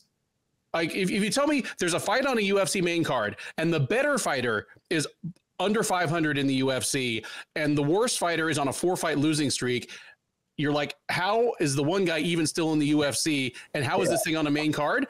You would think I'm talking about heavyweights. This is a middleweight heavyweight fight. And to make it even more of a middleweight heavyweight fight, it's probably going to be terrible. I know the UFC, assuming this stays on the main card, put it on the main card because, oh man, we got to have a knockout. And these are some big dudes that swing hard.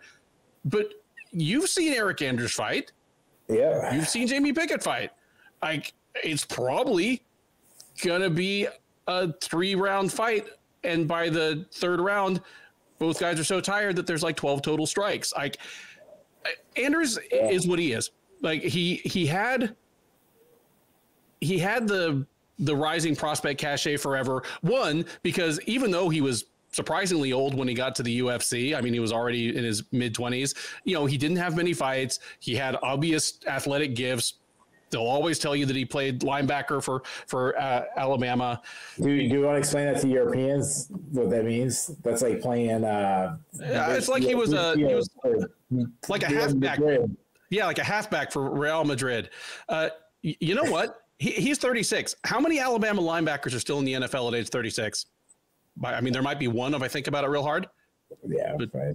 But he probably ain't starting. No.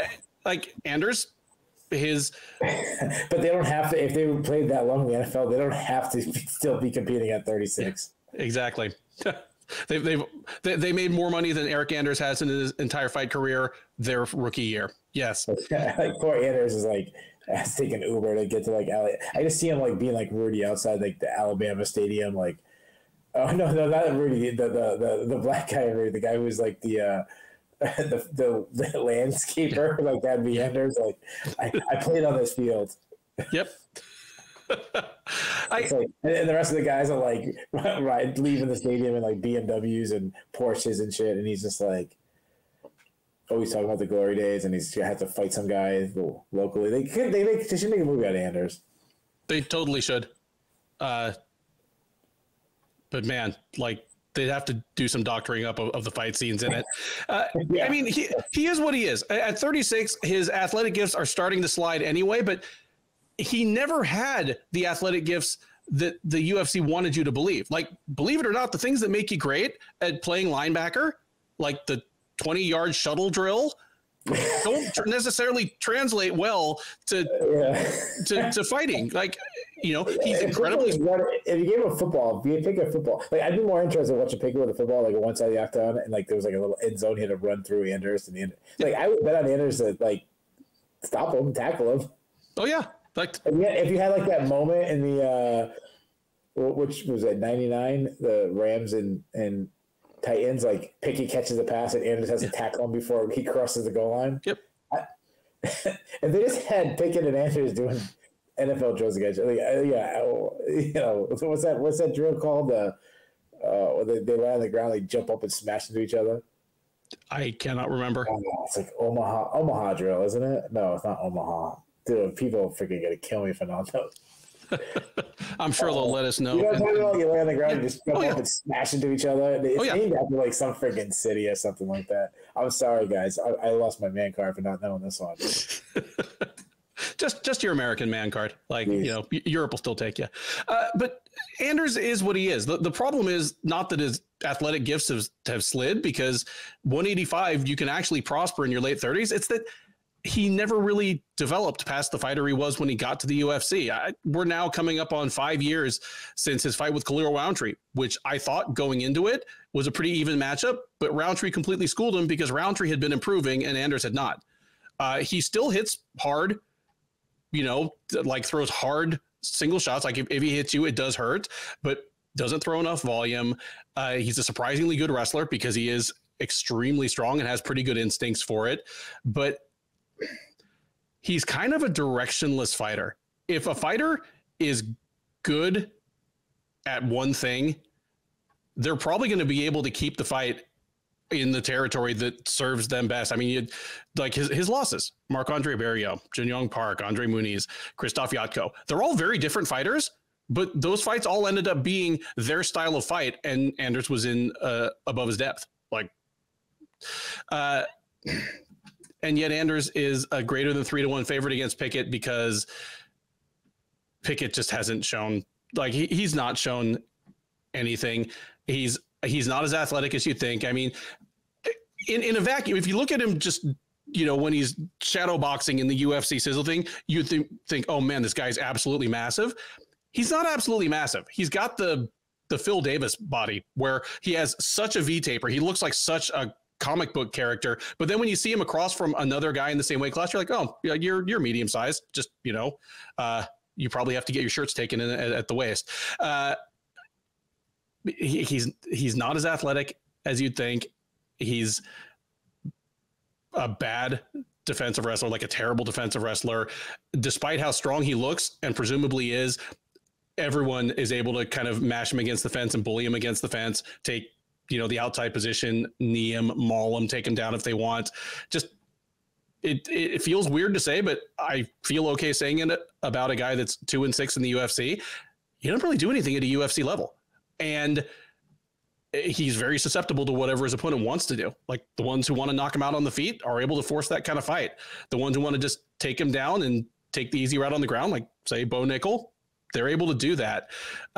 It should have been an indication when he lost his first 2 times on the Contender Series, because he lost to Charles Byrd and Puna Soriano, neither of whom were great middleweights either, and finally beat Donovan Patti, who was by no means ever going to be a UFC level fighter. That should have been an indication that Jamie Pickett probably didn't belong in the UFC, but you know, he's got signed back a couple times for short notice bookings, and all of a sudden he has his 9th fight in the UFC. And I don't see what he's going to do against Anders here. Like, I normally am not confident in Anders as a favorite just because his opponents are usually so able to impose their will on him. But there's nothing that Pickett could really leverage there. Like, even if it turns into like a slow paced exchange one strike at a time type kickboxing match, I think Anders wins that. I think Anders can take Pickett down if he wants. Like, if Anders decided to just scoop Pickett up, slam him down, and do enough work on top to obviously win the rounds, he wins 30-27. If he really steps on the gas, he might even be able to pound him out on the ground. So I favor Anders. I'm going to say Anders by decision, but this fight's probably going to be terrible. Yeah, that's terrible. I mean, just calling the Oklahoma drill the Omaha drill. Shame on me. Shame. But you know what? It's because I did that drill in high school. I lost too many brain cells. Playing safety. I'm like, Coach, what am I doing? I'm a safety. Come on, what the hell? Yeah, this fight. I mean, Well, can I say something about this fight?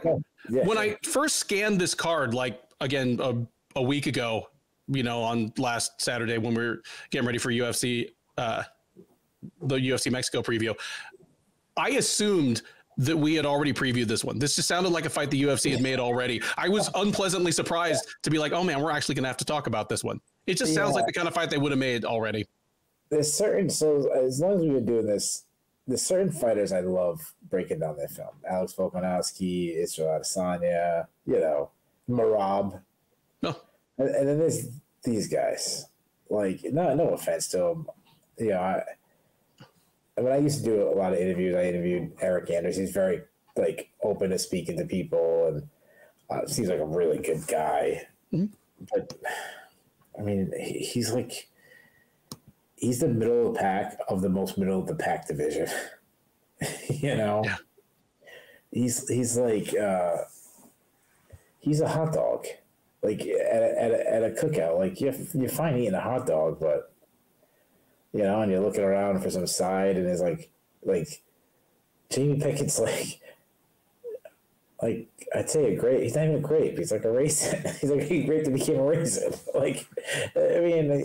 Okay, we're fine, but Andrew's he's southpaw. Who despite playing at Alabama 15 years ago or something like that, he isn't like you mentioned. He isn't a great athlete. He's slow. He's plodding. His volume has really dropped in his fights. Though I did say that before the Kyle Dawkins fight, he had more volume against Kyle Dawkins. He was attacking with combinations and that, but he was throwing the same combos, the same winging overhand left. Like you said, he has some pop, but it is grossly overrated. They're going to act like he's a prime Anthony Johnson throwing heat out there, and it's just not the case. They'll show him blasting Kyle Dawkins, which has actually aged well. Dawkins has done pretty well since he's left the UFC, but still, it's just one of those ones where we see. It's like when Michael Johnson gets a knockout recently, and then it's like, oh, he's this big cracker again. He's got a lot of defensive issues, Anders. He doesn't move well. He's very hittable. He's taken a lot of damage over the years. He will wrestle more than you expect, and I actually think he's a better grappler at this point in his career than he is a striker. He's an underrated grappler.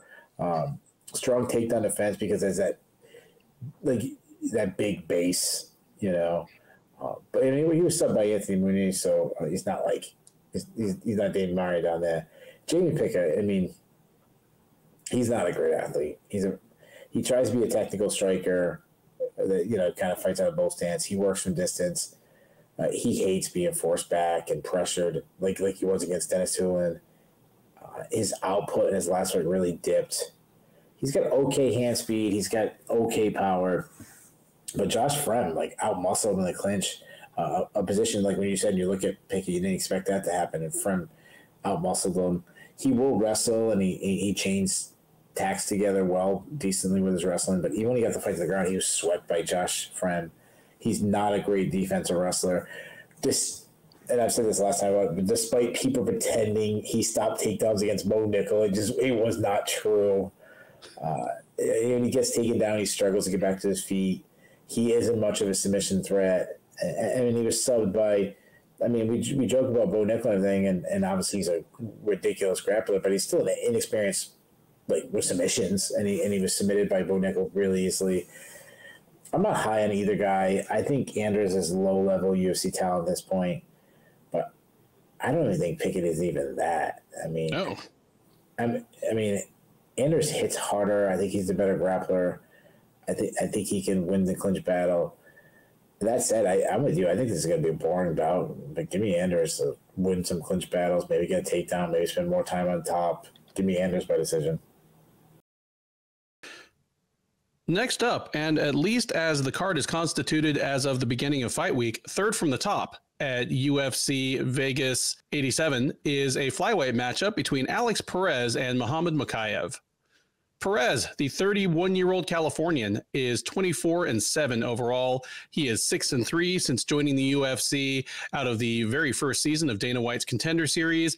He's on a 2-fight losing streak, although those losses being to Davison Figueiredo and Alexandre Pantoja, 2 of your last 3 champs in the division. That's not so terrible. The terrible thing is that the most recent of those, the Pantoja loss, was almost 2 years ago. It was at UFC 277 all the way back in July of 2022. Since then, he's been on the shelf for about 20 months. He has fallen out of a fight with injury. He's had an opponent fall out of a fight. He made it all the way to fight week against Manel Kape last year, and then he fell ill on the day of the fight. Like, I believe he even made it through weigh-ins. So a mixture of bad luck and bad health. He's been on the shelf for almost 2 years in a division that is not terribly forgiving of age. And speaking of unforgiving, in his return, they're matching him up against perhaps the hottest prospect in the division in the form of Mokaev. The 23-year-old Dagestani fighting out of England, now actually I think fighting out of Bahrain. I think he's actually training at KHK MMA with Shamil Gaziev. But at any rate, longtime UK resident, born in Dagestan. He's 11-0 with 1 no contest overall. He's 5-0 in the UFC. He fought most recently last October at UFC 294, where he tapped out Tim Elliott in the 3rd round. Prior to that, his only other fight in 2023 was a 3rd round submission of Jafel Filio, which there was a bit of controversy just because there was a spot in the 2nd round where he was caught pretty deep in a submission, and there's a did he tap, didn't he tap moment. But by the only numbers that matter, his official record, he is still undefeated. He will look to stay that way, and he is a comfortable favorite to do so. Mokaev is minus 300, Perez plus 250 on the comeback. Keith, I'm going to ask you this about any undefeated 23-year-old, especially one with the kind of charisma Mokaev has. Is he the real deal? And is he going to prove it against Perez on Saturday? Yeah, he's a real deal. Will he prove it on Perez on Saturday? It depends on what Perez is at this point. Like, I think he could be also, will be like, yeah, he beat a guy that hasn't won a fight in 4 years. So I don't know if he, like, Perez is the guy that really get people who don't believe in him over. I mean, I don't think there's many people at this point that doesn't believe in him. And Perez, I mean, the guy's a former title challenger. He's I'm worried he's even going to make the weight. I mean, he's a big dude for the weight class. He struggled making weight in the past. He's been so inactive. You wonder, can this guy at this age still make the weight class? And it's really hard to gauge what we have with him. The dude fought 3.5 minutes in the last 4 years. So, the guys he's fought has been 2 studs, his last 2 fights. So, give him a little bit past that. So I kind of have to grade him on what I've seen recently or what I've, seen of him, like not knowing it's such a mystery, his return. When he was actively competing, he had good volume. He pressed forward, marched down his foe. Though against Pantoja, he really hated the pressure. Pantoja came right at him, like going crazy. He's a solid boxer. He keeps everything tight. His high guard defense, he's accurate. His straight right beat his best punch. Likes to work the body. Good calf kicks. He's a very good wrestler. Nice entries. Strong top control. Solid ground and pound. But Achilles' heel of him been recently is submissions. I mean, He got submitted by Figueiredo and Pantoja. I mean, Pantoja is all-time great when it comes to, submissions. And obviously Figueiredo has such a great run as a champion. So they're not bad losses, but still, it's, back-to-back fights getting subbed is not a good look. Mokaev, you mentioned, I mean, the guy's an uber prospect. On the feet, high-volume striker that is technical. He sets his attacks with feints. That's because he's trying to, draw out attacks so he can slip and rip. He does really good to just slip out of range. Just, keeps him away defensively, but still he can spring right back in with his counters. He's got quick hands, cuts angles well so he doesn't be countered. He can crack, especially in the pocket. He works the body well. He's a super athlete. I mean, like his flying knee that he hit on Cody Darden was something super impressive. Really good wrestler, explodes through your hips with his entries, cuts the corners really well. Super strong. We've seen him hit suplexes in matches. When it hits the ground, though, he kind of rushes sub attempts. I mean, go back to the Malcolm Gordon fight where he obviously clearly won that fight, but there was moments he was riding high on him. Now, he's a submission threat. He's an opportunistic submission. He's got 5 subs on his record. He's hard to submit. And you go back to, Tim Elliott. He remained calm against a really crafty veteran guy in some tough situations and didn't get tapped. His cardio is a little bit of a question mark to me because he tends to fight in spurts. This is the one thing that really bothers me about Mokaev. I mean, he slowed down against Gordon despite actually getting a late sub. But against Fiallo in a fight that was a much closer fight than expected, and I know there was some controversy there, but he took the second round off in the Fiallo fight and just gave it away to him. Kind of where he was kind of trying to recharge the battery for a late push in the third. So Mokaev is really good. But he tends to fight down to his competition, have closer fights than a lot of times the betting line suggests. It's that said, it's hard to have any confidence in Perez. I mean, he hasn't won a fight in 4 years. He's getting out there in age. He's, he could he be the same guy that left and be a top 10 guy? Sure, but he also could be completely gone, faded.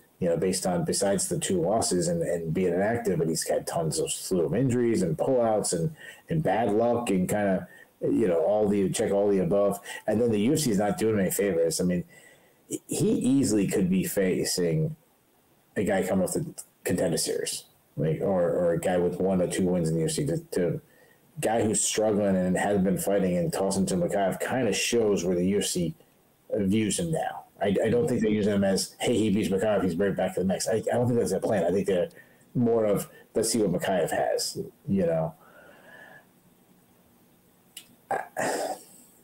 I think Mokaev could put it on him early. He really could. If Mokaev takes him out in the first round, it would not surprise me at all. I think Perez will survive. He might even win the second round if Mokaev slows down or takes that moment off.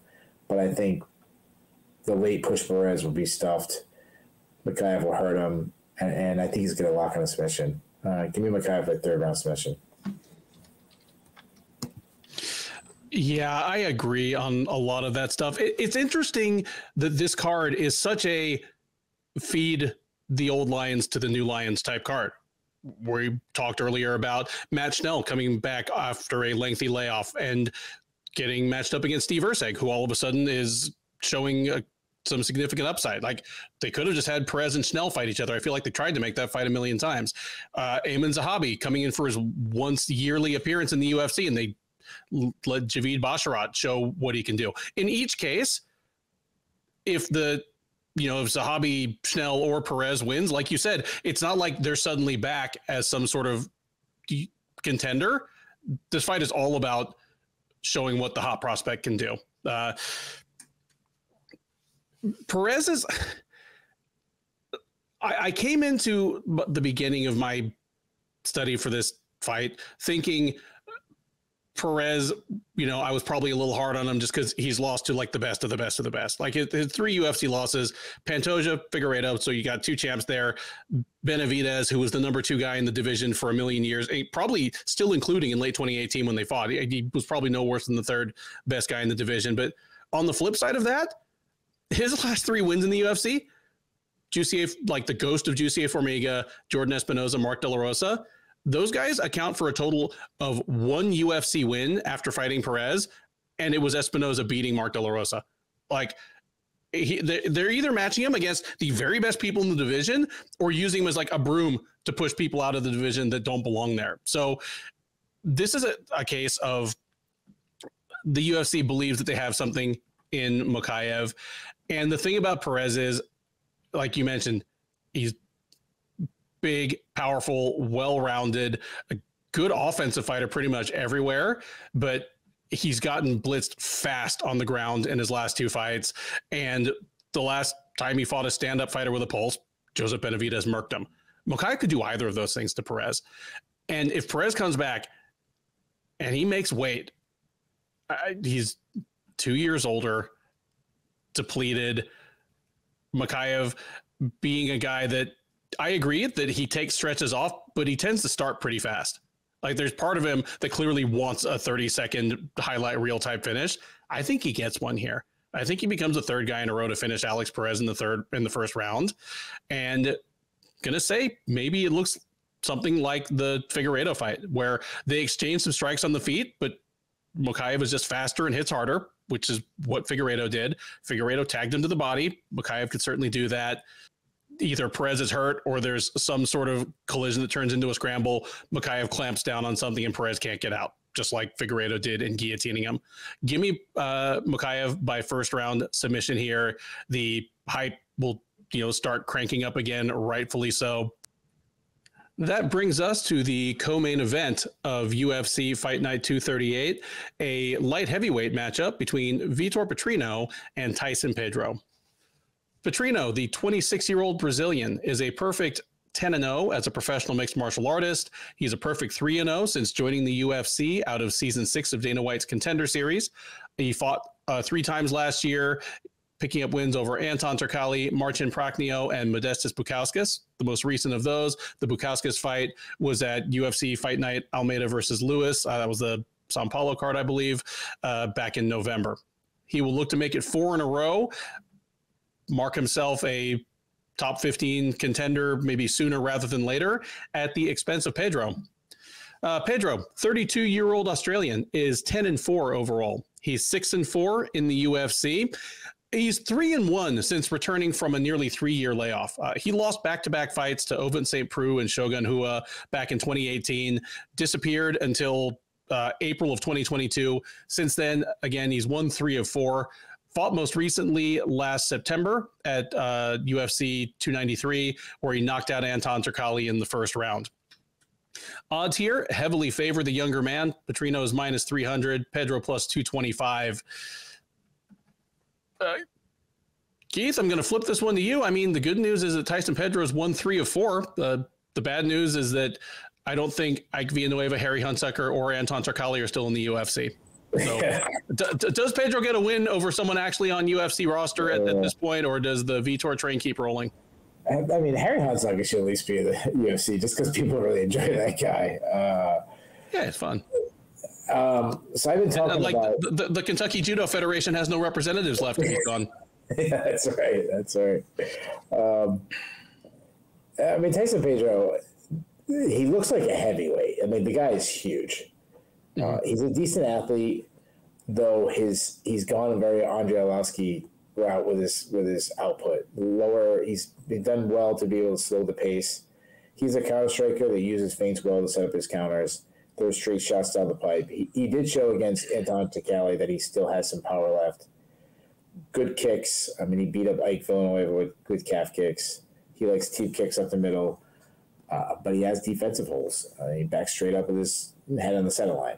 He will wrestle, but he's not great at it. He's a weak defensive wrestler. I mean, he was out-wrestled by Shogun. He struggles to get off the bottom. He is a submission threat. He has 5 subs on his record, but he is really gassed in a lot of the fights. I mean, he looked like he was hit with a tranquilizer gun in the Shogun fight. And his cardio was really bad against Bukauskas. It lasted like 2 minutes, and he was sucking wind super hard. Petrino's a great athlete, very explosive, quick hands, really sits on his shots, throws hard power shots, short, tight hooks. I mean, he starts Modestas Bukauskas with one shot. I like that he goes to the body.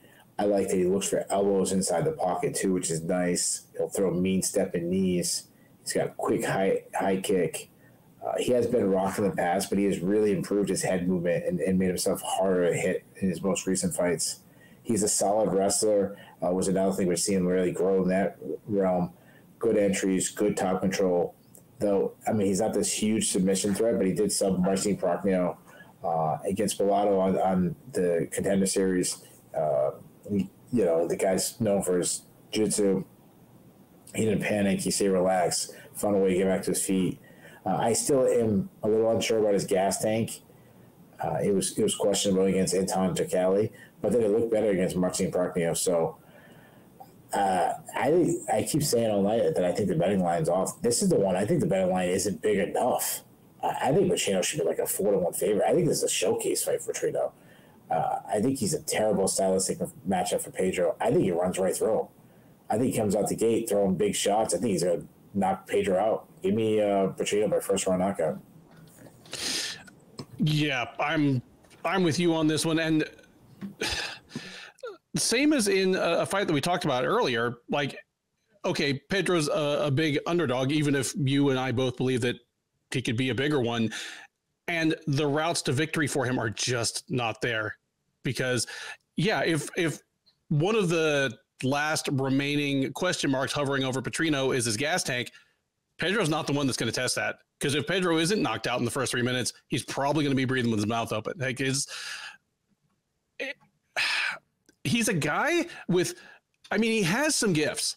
And he was a mildly promising fighter when he got to the UFC in 2016. Like, he came to the UFC in 2016, beat Paul Craig and Khalil Roundtree in his first two fights, 2 wins that have aged really, really well. And at the time he was, I think like 26 years old. He was huge. He was athletic, but kind of like Eric Anders that I talked about earlier. He's not developed at all. Just seems to have no fight IQ, no gas tank. He took 3 years off, came back, and yeah, he's picked up a couple wins, but they're over kind of like the lowest level fighters the division has to offer.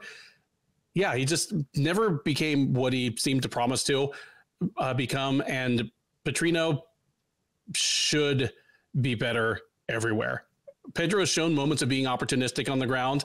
His 3-minute fight against Ovin St. Preux was a whole lot of fun, and they each had each other in trouble for moments. But yeah, they're, as the underdog, I just don't see plausible avenues to victory here.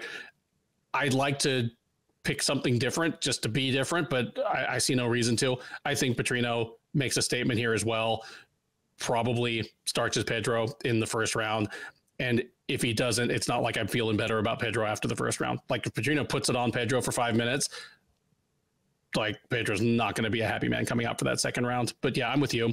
Petrino by first round KO here. With that, we come to the main event of UFC Vegas 87, a heavyweight clash between Jairzinho Rozenstruik and Shamil Gaziev. Rozenstruik, the 35-year-old man from Suriname, is 13-5 overall. He is 8-5 in the UFC. He is coming into this fight off of a loss and having lost 3 of his last 4, but in his defense, they were all to top 10, if not top 5 fighters. He fought just once last year. It was in the headliner of UFC on ABC 4 in May, where he got tapped out in the first round by Jailton Almeida to the surprise of exactly nobody. Prior to that, he hadn't fought since December 2022 when he knocked out Chris Daukaus in like 20 seconds. So he'll be looking to get back in the win column here. A knockout artist at heavyweight is never more than a couple wins away from a main event or the title picture, but he's going to have to do it against Gaziev. Gaziev, 34-year-old Dagestani fighting out of Bahrain, is 12-0 as a pro. He's 1-0 in the UFC since joining out of season 7 of Dana White's Contender Series. He fought on the Contender Series last September, tapping out Greg Velasco in the first round, made his actual UFC debut at UFC 296 in December, knocking out Martin Budai early in the second round. He'll look to make it 2 in a row here and keep his undefeated record undefeated. And he is slightly favored to do so. Closest line on the card, Gaziev is minus 140, Rosenstrike plus 110. Keith, the odds makers, or at least the bettors who drive those lines, clearly believe Rosenstrike poses some legitimate threats to the undefeated Gaziev. Do you feel the same way, or do you feel like this is a showcase for the man from Dagestan? No, I think he does. I mean, just going based on who these guys have fought. I mean, Rosenstrike has the better wins in his career. You know, Rosenstrike. It's tough because he hasn't lost to a scrub. Like he hasn't. I shouldn't say scrub. That's a bad word. But like he hasn't lost to a low level guy. He's only lost to the best guys in the division. He's a good kickboxer who stays very loose and relaxed on the feet. He's a counter striker, though he can be a little low on his output. We've seen this many times in the fights. Sirogan being the perfect example. Alistair Overeem, a fight that he won, he needed a late surge. Even the Junior Dos Santos fight. Again, these are ones that are going back, but same thing.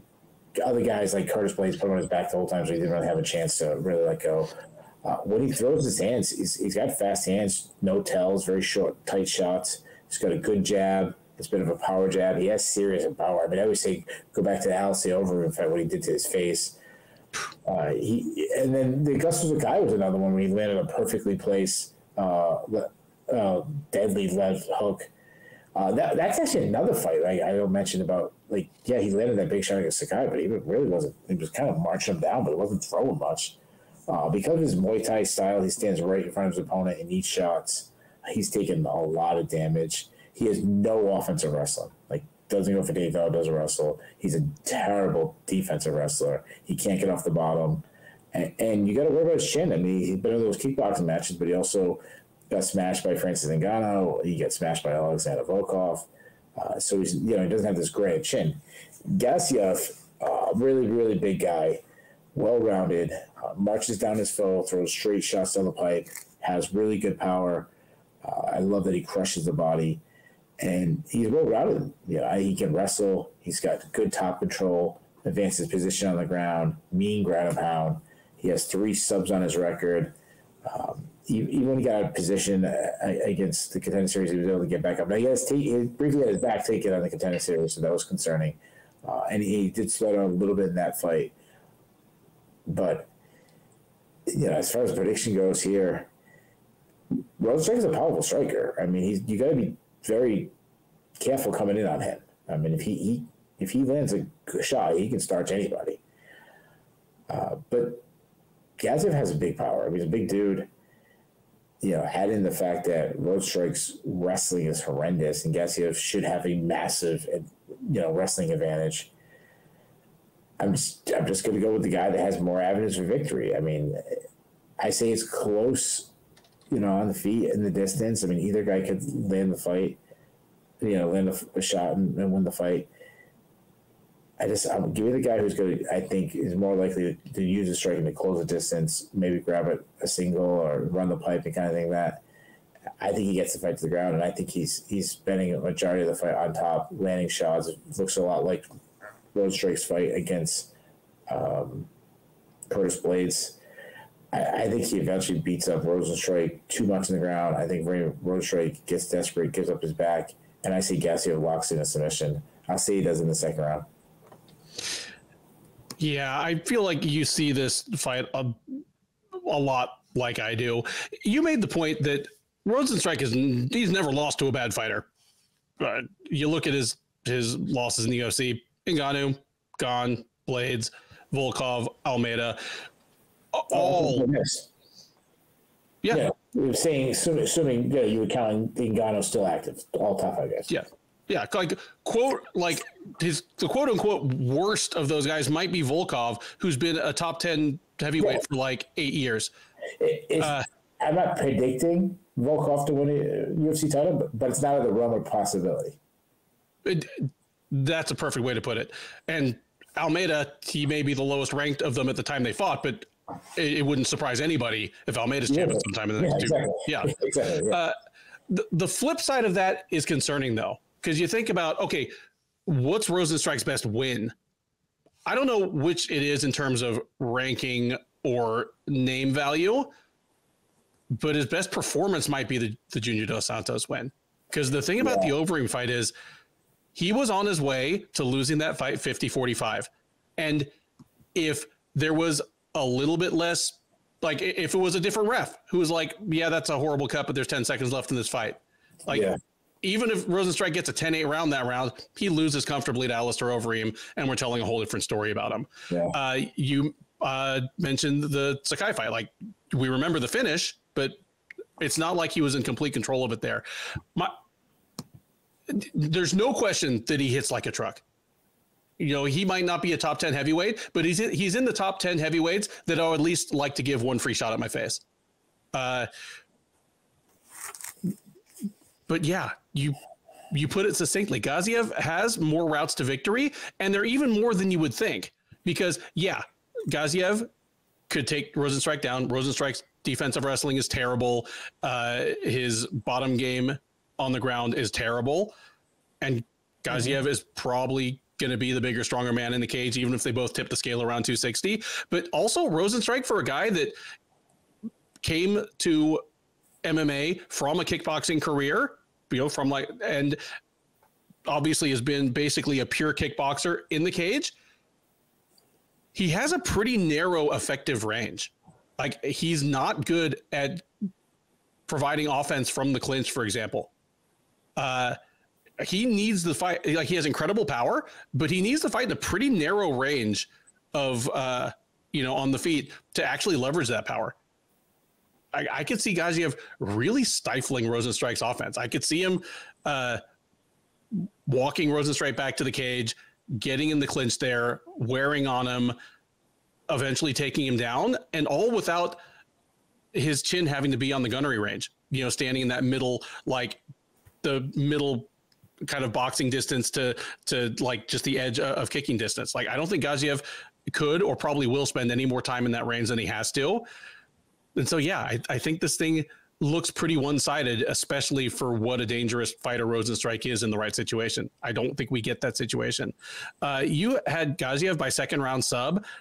I'm actually thinking it happens in the first round. I don't think Gaziev will have quite as easy a time getting Rozenstruik down as Blades did, but I think he might have more of a sense of urgency once he's there. You know, that's a well-known thing about Blades, where he, you know, is happy to camp out on top and win rounds that way. I can see Gaziev like really pressing the issue, but I see the finish the same way you do. He's pelting Rozenstruik. Rozenstruik doesn't like it, turns, gives his back, and gets choked out, and this thing is over.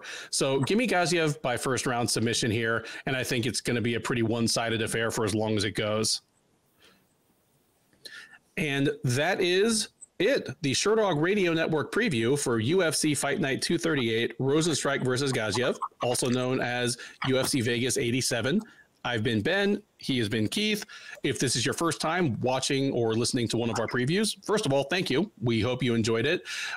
We do our best to bring you a mix of in-depth analysis and occasional side tangents into shit-talking global sports. Please do like, subscribe, drop us a comment. Keith and I both man the comment section. We'd love to hear your take on these fights. This is one of those rare cards where I think we agreed all the way up. But if you think we're crazy on any of these, do let us know. If you're picking a big upset in any of the extremely wide lines on this card, let us know. We will give you all the credit if those play out for you. But most importantly, join us for the recap. We'll be live on the Sherdog YouTube page about 10 minutes after the main event. Keith will take the helm. We'll talk about all 11 of these fights in reverse order, from the headliner all the way down to those opening bouts, talking about what was good, what was bad, what was surprising, what was controversial. There's always something. Talking about what's next for some of the notable winners as well as losers, and talking with you, because the live chat is open that whole time. So we're taking your questions, your comments, and your hot takes in real time. We have a growing community of friends that join us and hang out after the fights. We would love you to be part of it. Between now and then, thank you once again for listening. Enjoy the rest of your week, and by all means, enjoy these fights.